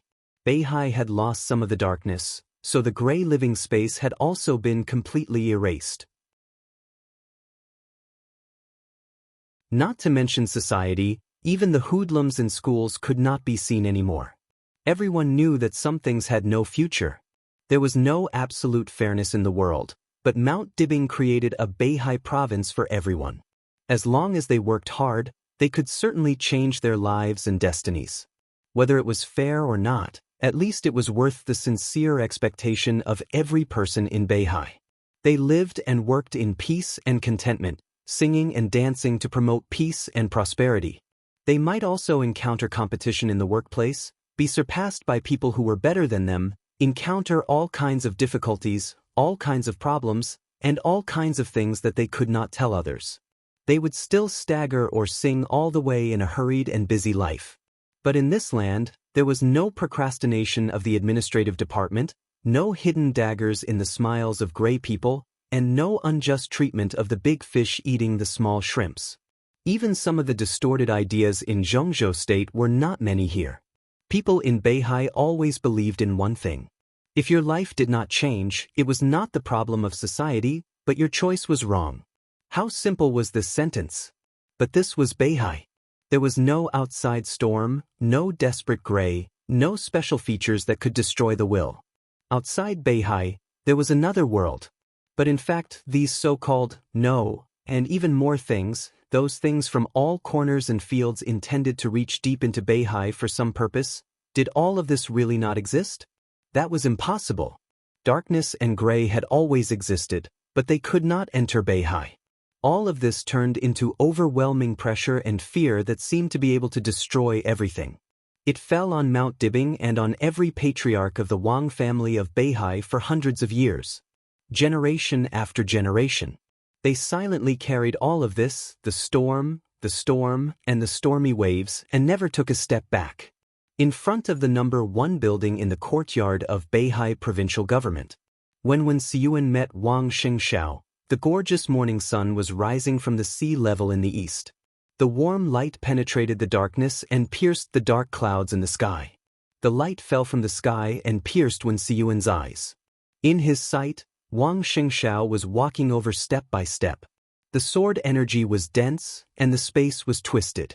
The sunlight falling on him seemed to form a halo around him. The sun lit up the sky and fell on the clear lake in the courtyard of the provincial government. The waves were sparkling. Wang Xingxiao seemed to be walking in the light waves of the sky and water. His figure was majestic. When Siyuan stood up from the stone table in front of the door, Wang Xingxiao's figure walked into a verdant courtyard. "Xingxiao, you're getting more and more stable." When Siyuan smiled gently and his voice was gentle and deep. This speaker of Beihai, who had now gained the full support of the Wang family of Beihai and most of the support of the Southeast Group, was not tall. He wore glasses and looked elegant. Even if he dressed casually in his own home, he stood there with an indescribable grace, confidence, and gentleness. At first glance, people would have a good impression of him and a sense of trust. "Uncle Wen, I'm sorry to disturb you." Wang Xingxiao shook hands with Wen Siyuan and joked. "Other people outside make me busy every day. Now you come to my home and make me busy every day. You're not kind." Wen Siyuan chuckled and waved his hand. "Let's go inside." "Forget it. Let's sit outside." Wang Xingxiao shook his head. He knew Wen Siyuan's habits. This man started in Yuzhou, walked out of the Ministry of Supervision, entered the cabinet, went to Huading, and finally came to Beihai from Wuyue. He served as the deputy speaker of Shenzhou, the mayor, the speaker, and also the deputy speaker of Beihai. From the governor's position to the leader of the Southeast Group, he liked to sit outside the yard in the morning. His biological clock was very regular. He usually got up at 5:30 a.m. For 2 hours after getting up, he never dealt with official business. Instead, he sat in the yard in front of the door in a daze, listened to music, and completely let himself go, regardless of the weather. He started eating breakfast at 7:30 a.m., got ready to go to work at 8 o'clock a.m., came back at 6 o'clock p.m., ate, watched the news, and chatted with his family. If there were no accidents, he would go to bed on time at 10 o'clock p.m. The whole of Beihai developed quietly in this routine day after day. It was stable and magnificent. Now when Siyuan invited him into the house, which was undoubtedly to accommodate him, Wang Shengxiao casually sat on the cold stone bench in winter, handed Wen Siyuan a cigarette, and said softly, "I didn't plan to visit you at this time, but there were a lot of things last night, so I had to disturb your relaxing time. I already know what's going on." Wen Siyuan nodded and looked at Wang Xingxiao with appreciation in his eyes.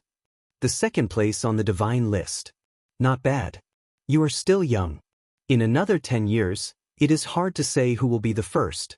Tianzong was not as good as you when he was young. At that time, Li Kuangde showed off his ability, just like Li Tianlan now. He suppressed Tianzong. But what happened later? It was Tianzong who topped the divine list and even entered the heavenly sun realm. The future is so long. Who can say for sure? Wang Shengshao smiled bitterly.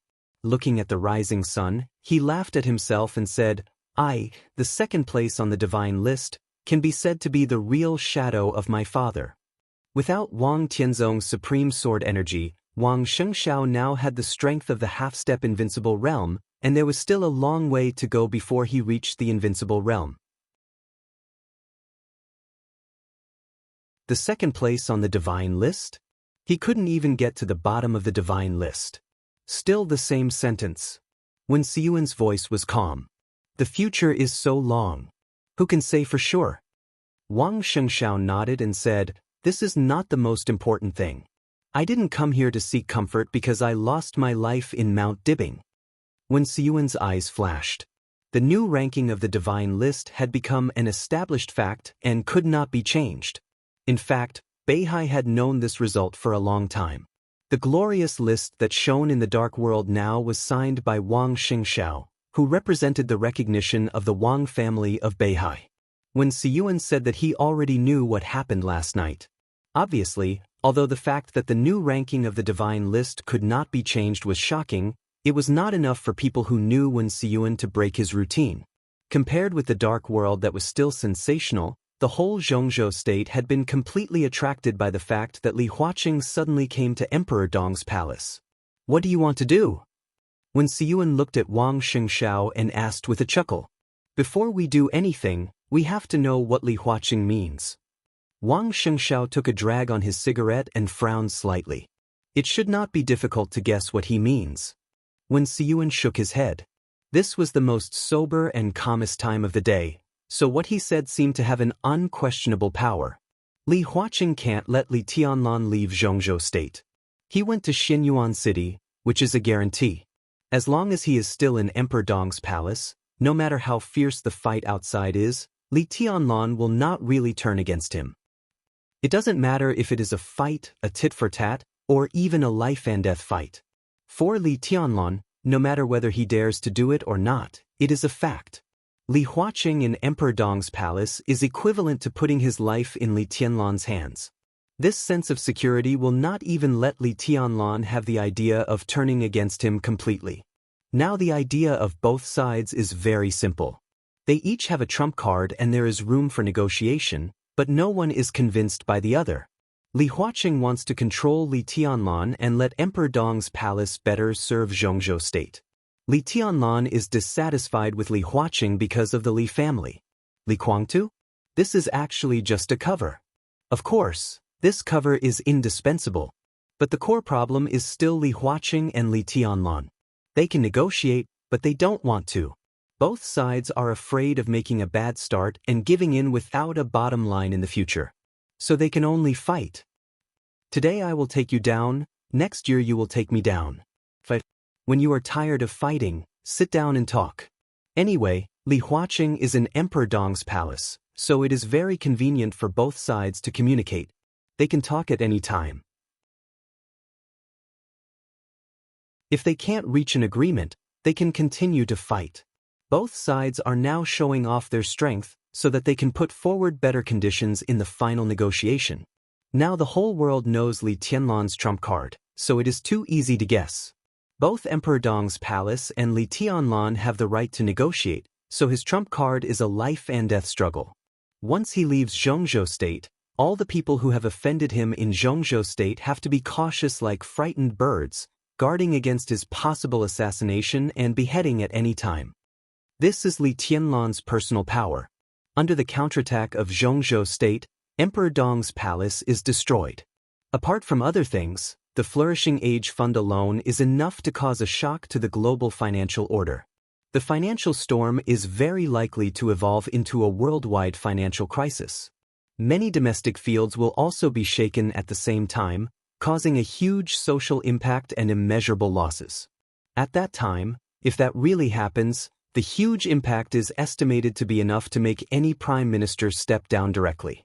And the destruction of Emperor Dong's palace also means that Zhongzhou State will lose the elite forces of Emperor Dong's palace, Sai City, half of Mount Shu, and even half of Jade Pool. Dong Qingwudi of the giant group won't let it go. The consequences will be even more unbearable. Li Huaqing, who caused all this, will be the one who caused all this. Li Huaqing, who caused all this, even the entire academics, can't bear the consequences. Li Tianlan has now grown to the extent that he is able to drag Zhongzhou State into trouble. If not, why does Li Huaqing have to be so careful? But if he wants to do this, the price is not what Li Tianlan can bear. When all this happens, Emperor Dong's palace must have been destroyed. The whole Zhongzhou State regards him as a mortal enemy. So what if Li Tianlan is invincible in the world? When Zhongzhou State wants to kill a person with all its strength, even if it is not his opponent, there are still a lot of other ways.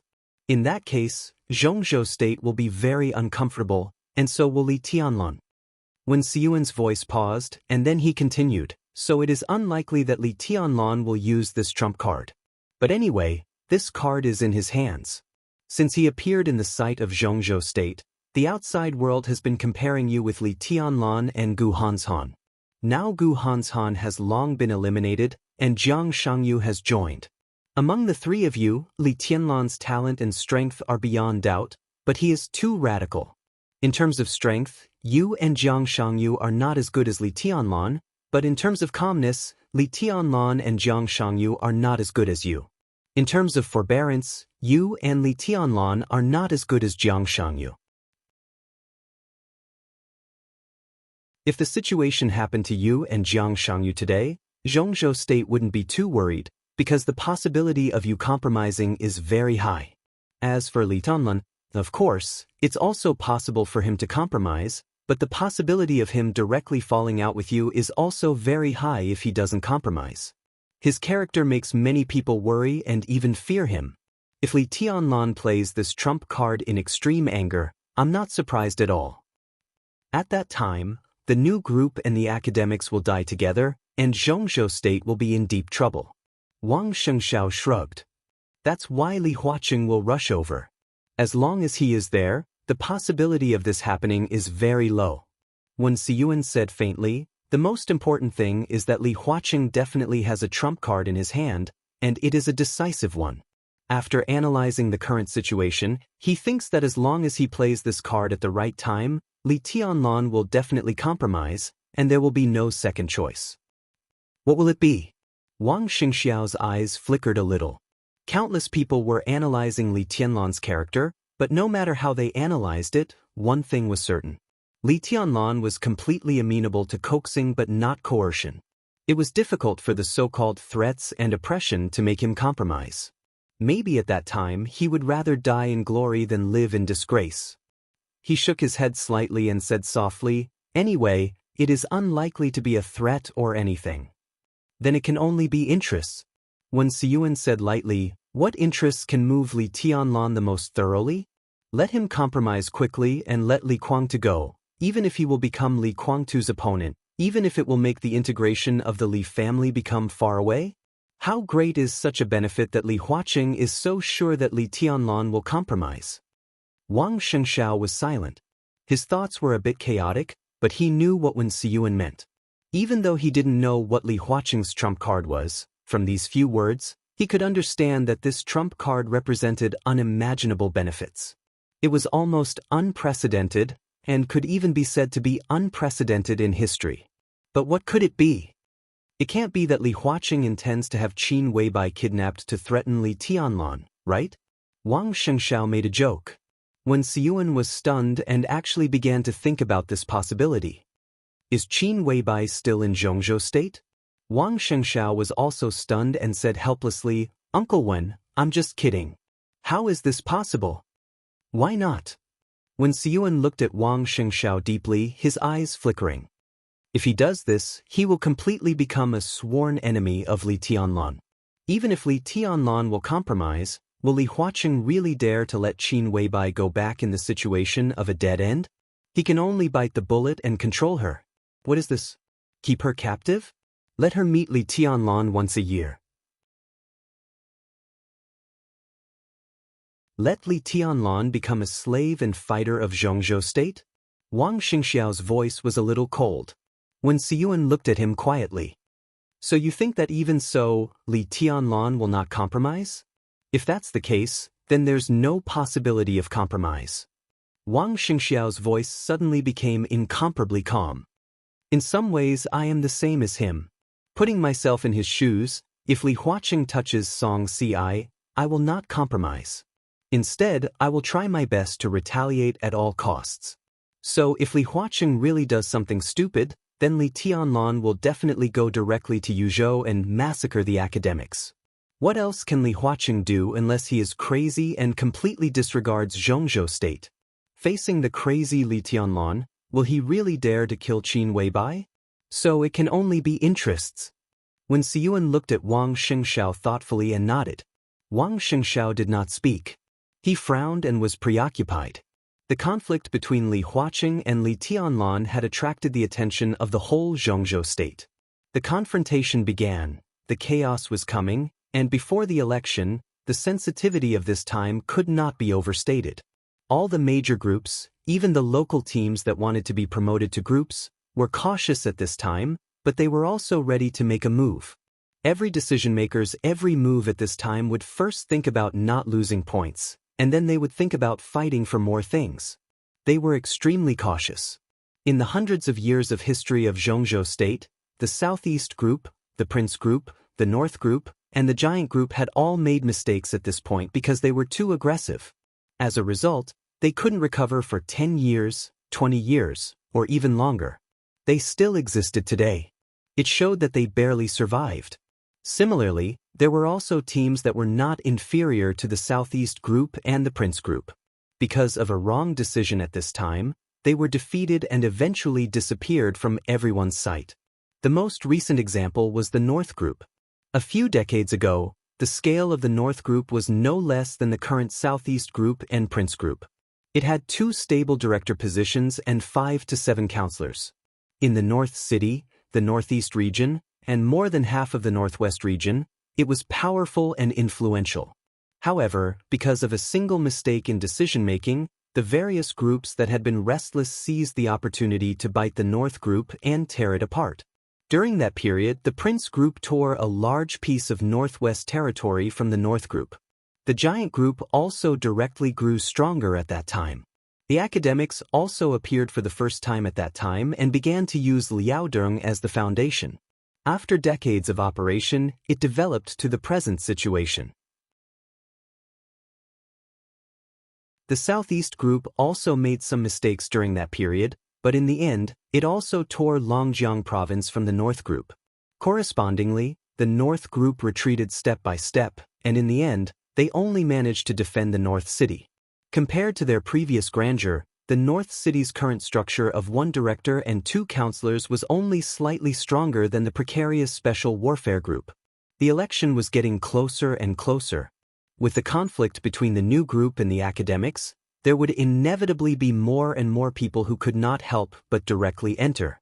Wang Xingxiao also wanted to take action, but he did not dare to act rashly, so he consulted Wen Siyuan. Wen Siyuan was the flag figure that the Southeast Group fully supported after the election. In the next 10 years, the layout of the Southeast Group would be constructed by Wen Siyuan and Yi Dongxing as the directors, so his opinion was crucial.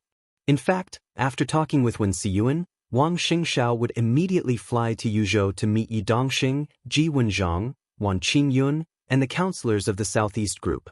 He also wanted to bring Wen Siyuan's opinion to them. I think we'd better play it safe. Wen Siyuan hesitated for a long time before he slowly opened his mouth. Wang Xingxiao did not speak. The door of the villa opened, and a gentle young woman in her early 30s came over with 2 cups of tea. She smiled sweetly. Xingxiao, you're here. I've prepared breakfast. It's a new invention. Try it later. Wang Xingxiao smiled and called Sister Qing, nodded, and said yes. When Qing put the tea in front of the 2 of them, smiled and turned to leave. She was Wen Siyuan's daughter and was now the deputy director of the finance department of Beihai University. She usually kept a low profile, while her husband was now one of the directors of Shenzhou City and a popular candidate for the mayor of Shenzhou City after the election. He had a good relationship with Wang Xingxiao and was destined to be Wang Xingxiao's right-hand man in the future, probably similar to the relationship between Wang Tianzong and Wen Xiyuan. Wang Shengxiao picked up the teacup and took a sip of the hot tea, feeling a kind of warmth in the cold wind of winter in Beihai. "Play it safe," he muttered to himself. "Play it safe." Wen Xiyuan nodded. "Don't act rashly. I personally think that as the conflict between the academics and the new group intensifies, some of Li Huaqing's intentions will gradually be exposed. The current situation is a little dangerous. No one knows what kind of trump card Li Huaqing is hiding. We don't need to worry before we get the clues." When Xiyuan lifted the lid of the teacup and tapped the rim with the lid. In the clear sound of the collision, he continued to say, "Of course, playing it safe doesn't mean that we don't move. Soon, there should be a clear signal between the academy and the new group. When everyone's attention is attracted, we should find a suitable opportunity to do something of our own." Wang Xingxiao's pupils suddenly contracted, and light gathered. When Xiyuan looked into his eyes, moved the corner of his mouth, and said faintly, "What do you think about Wu Yue's problem?" Wang Xingxiao lowered his eyelids and said nothing. Wu Yue. Wang Qinglei. This had already become a problem that the Southeast Group and the Wang family of Beihai had to pay attention to. Wang Qinglei had become more and more active in Zhongzhou State in the past 2 years.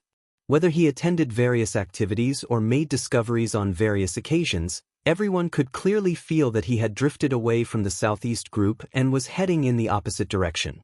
Instead, he was getting closer to the Prince Group. Wang Qinglei was a senior counselor.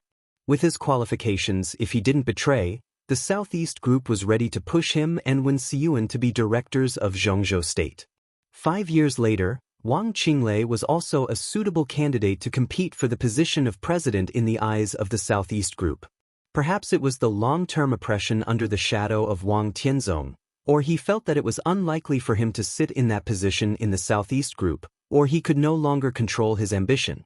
In the days when he was fully fledged, his remarks made his position more and more subtle. In the end, when Wang Tianzong completely fell, he betrayed the Wang family of Beihai. What made the Southeast Group more sleepless at night was that Wang Qinglei was now the chairman of Wu Yue. Wang Qinglei was very influential in the Southeast Group, but after all, this was a blatant betrayal. Not everyone agreed with him, and not everyone wanted to change. In this election, it was impossible for the Southeast Group to support Wang Qinglei. On the contrary, the Prince Group, which was getting closer to him, would support Wang Qinglei to become a director.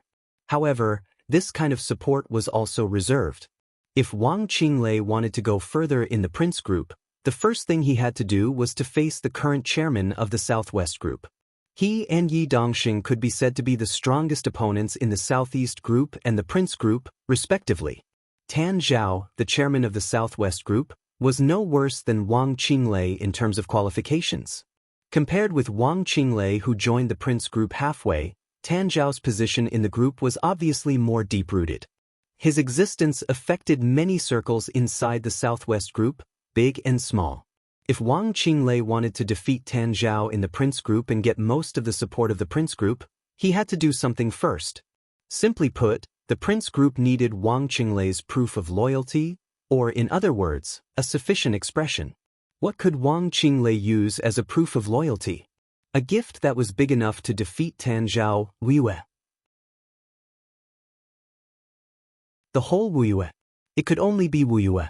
If Wang Qinglei could win Wu Yue for the Prince Group and tear this most developed province in Zhongzhou State, which was even above Nanyue, from the Southeast Group to the Prince Group, it was indeed enough to persuade most of the forces of the Prince Group to support him to fight for the position of director. Wu Yue. A stable position as a member of parliament. A cultivation base for countless outstanding talents. A huge influence in various fields. These were all things that the Prince Group could try its best to fight for. Wang Shengxiao could even be sure that in the following chaotic battle, the strategy of the Prince Group without control was to target the Southeast Group while keeping an eye on the new group. After Wang Qinglei, the most likely person to succeed Wang Qinglei was Yu Chuingguang, the former mayor of Huading and the current governor of Wuyue. He was Wang Xiaoyao's best friend and loyal follower. He was also Wang Qinglei's firmest ally. As long as they pushed away some of the Southeast Group's spies in Wuyue and pushed Yu Chuanguang up, the Prince Group would not only get Wuyue, but also win over Wang Xiaoyao, an expert at the peak of the invincible realm, and the right to speak in Snow Country. After grasping these, the Prince Group would have more chips to use Snow Country as the foundation to attack everything Li Tianlan had in Reki City. How to deal with Wang Qinglei and Yu Chuanguang? How to deal with Wang Xiaoyao? At present, the entire Southeast Group had no way to deal with them because they couldn't find their flaws for the time being. If Wuyue fell, in the past 2 decades, the Southeast Group had failed in every election and had never won. On the eve of the election more than 20 years ago, the Southeast Group had undergone great changes inside. The Li family had collapsed, and the entire Southeast Group had also suffered a heavy blow. It could be said that the Wang family of Beihai had scraped the bones to cure the poison. But failure was failure, and loss was loss. More than 10 years ago, Huading had fallen, and the entire Southeast Group had retreated in defeat. It had finally stabilized its position. But guarding Huading, Wuyue, and Beihai, the grand occasion of being the first group in Zhongzhou State had disappeared. And now, was it going to lose Wuyue again? If so, although the only remaining Beihai was not alone, the influence of the Southeast Group in Zhongzhou State would undoubtedly further shrink and reduce. Wang Xingxiao's eyes were a little hollow. After a long while, he nodded and whispered, "I know what to do." After a pause, he continued, "It's time to do something. It's time to move." Wen Siyuan nodded and said without batting an eyelid, "That's my opinion. But Wuyu, where are you going to start?" Eastern Station District. Wang Shengxiao said calmly, "Brother Jiang has rested for more than 2 years, and now he is on the divine list." Without Wang Qinglei and second uncle's gossip, it's time to let him out. Di Jiang. Wen Siyuan's eyes lit up slightly and he smiled. This is a good entry point. Wang Shengxiao also smiled. He turned his eyes to the setting sun and looked into the distance. The slight fog in winter in Beihai gradually dissipated in the sun. And in this morning, the loud sound from Yuzhou, Liaodong, and Huading had torn the mist of Beihai in an extremely abrupt situation and radiated to Wang Xingxiao and Wen Siyuan. Their phones rang almost at the same time. The storm that shook the entire Zhongzhou state turned into thunder that tore the sky. Lightning flashed and thunder roared, and the storm raged. Liaodong. Tan Xiaotian, the secretary of Wang Wei, the leader of the 3rd Supervisory Group, who had gone to Jiangzhe, was suspected of serious violations of records and was under the control of the Liaodong Ministry of Supervision. The Ministry of Police, Ministry of Publicity, Ministry of Personnel, and other departments began to take action at the same time. In the morning, as many as 20 people had been involved in Tan Xiaotian's incident, and more people were involved. Wang Wei, the leader of the 3rd Supervisory Group, who had arrived in Jiangzhe, locked himself in the hotel room all morning and did not go out. The storm in Liaodong was fierce, rolling up the snow in the northeast. In the raging wind and snow, everyone seemed to be able to see by Qingxian's calm but ubiquitous sharpness in the calm eye of the storm. At the same time in Yuzhou, headed by the Ministry of Sleep and the Financial Administration Bureau of Zhongzhou State, more than 5 departments launched investigations into a series of issues such as Yuzhou Brilliant Real Estate, Dongwu Science and Technology, and Preqin International Group's sneaky sleeping, disrupting the order of the persimmon market, commercial fraud, piracy, and infringement. Huading. The headquarters of the Flourishing Age Fund was also subject to a joint raid by various departments. There was no process, no brewing, and no wind. The sky was bright, and the sun was rising. The fiercest conflict between the new group and the academy almost reached its climax in an instant. The battlefield continued to spread. Sabers and swords flashed. Flowers bloomed everywhere, and everyone was overwhelmed. Wang Xingxiao held the phone and listened to Xian Ming, the head of intelligence in Beihai, constantly talking about the latest news. He was in a daze. Obviously, even he did not really react for a while. He had thought that there would be a clear signal, and there would be a gradual escalation of the situation and process. Everything was gone. While they were still discussing and watching cautiously, the two sides had already reached the point where they were fighting with their lives on the line. In this case, what should Zhongzhou State do? What should the Southeast Group do? When Siyuan was silent for a long time, he suppressed the waves in his heart and whispered, "It's time to take action. Tell Sister Qing for me that I'll come to taste her new craft next time." Wang Shengxiao stood up. "I'll leave for Yuzhou right away. Uncle Wen, I'll take your opinion to them." Wen Siyuan nodded. Wang Shengxiao shook hands with Wen Siyuan tightly and turned to leave. Wen Siyuan stood where he was, watching his back getting farther and farther away. Zhongzhou State was stormy. The patriarch of the Wang family of Beihai, who set off from Beihai, was full of sunshine at this time. You're tuning in to the Passion Pages YouTube channel. We're so grateful for your support, and don't forget to subscribe to join us on this incredible journey through captivating stories. Your generosity through donations truly makes a world of difference, as it's the primary source of revenue that allows me to expand and enhance this channel for you. Thank you from the bottom of my heart for being a part of this adventure.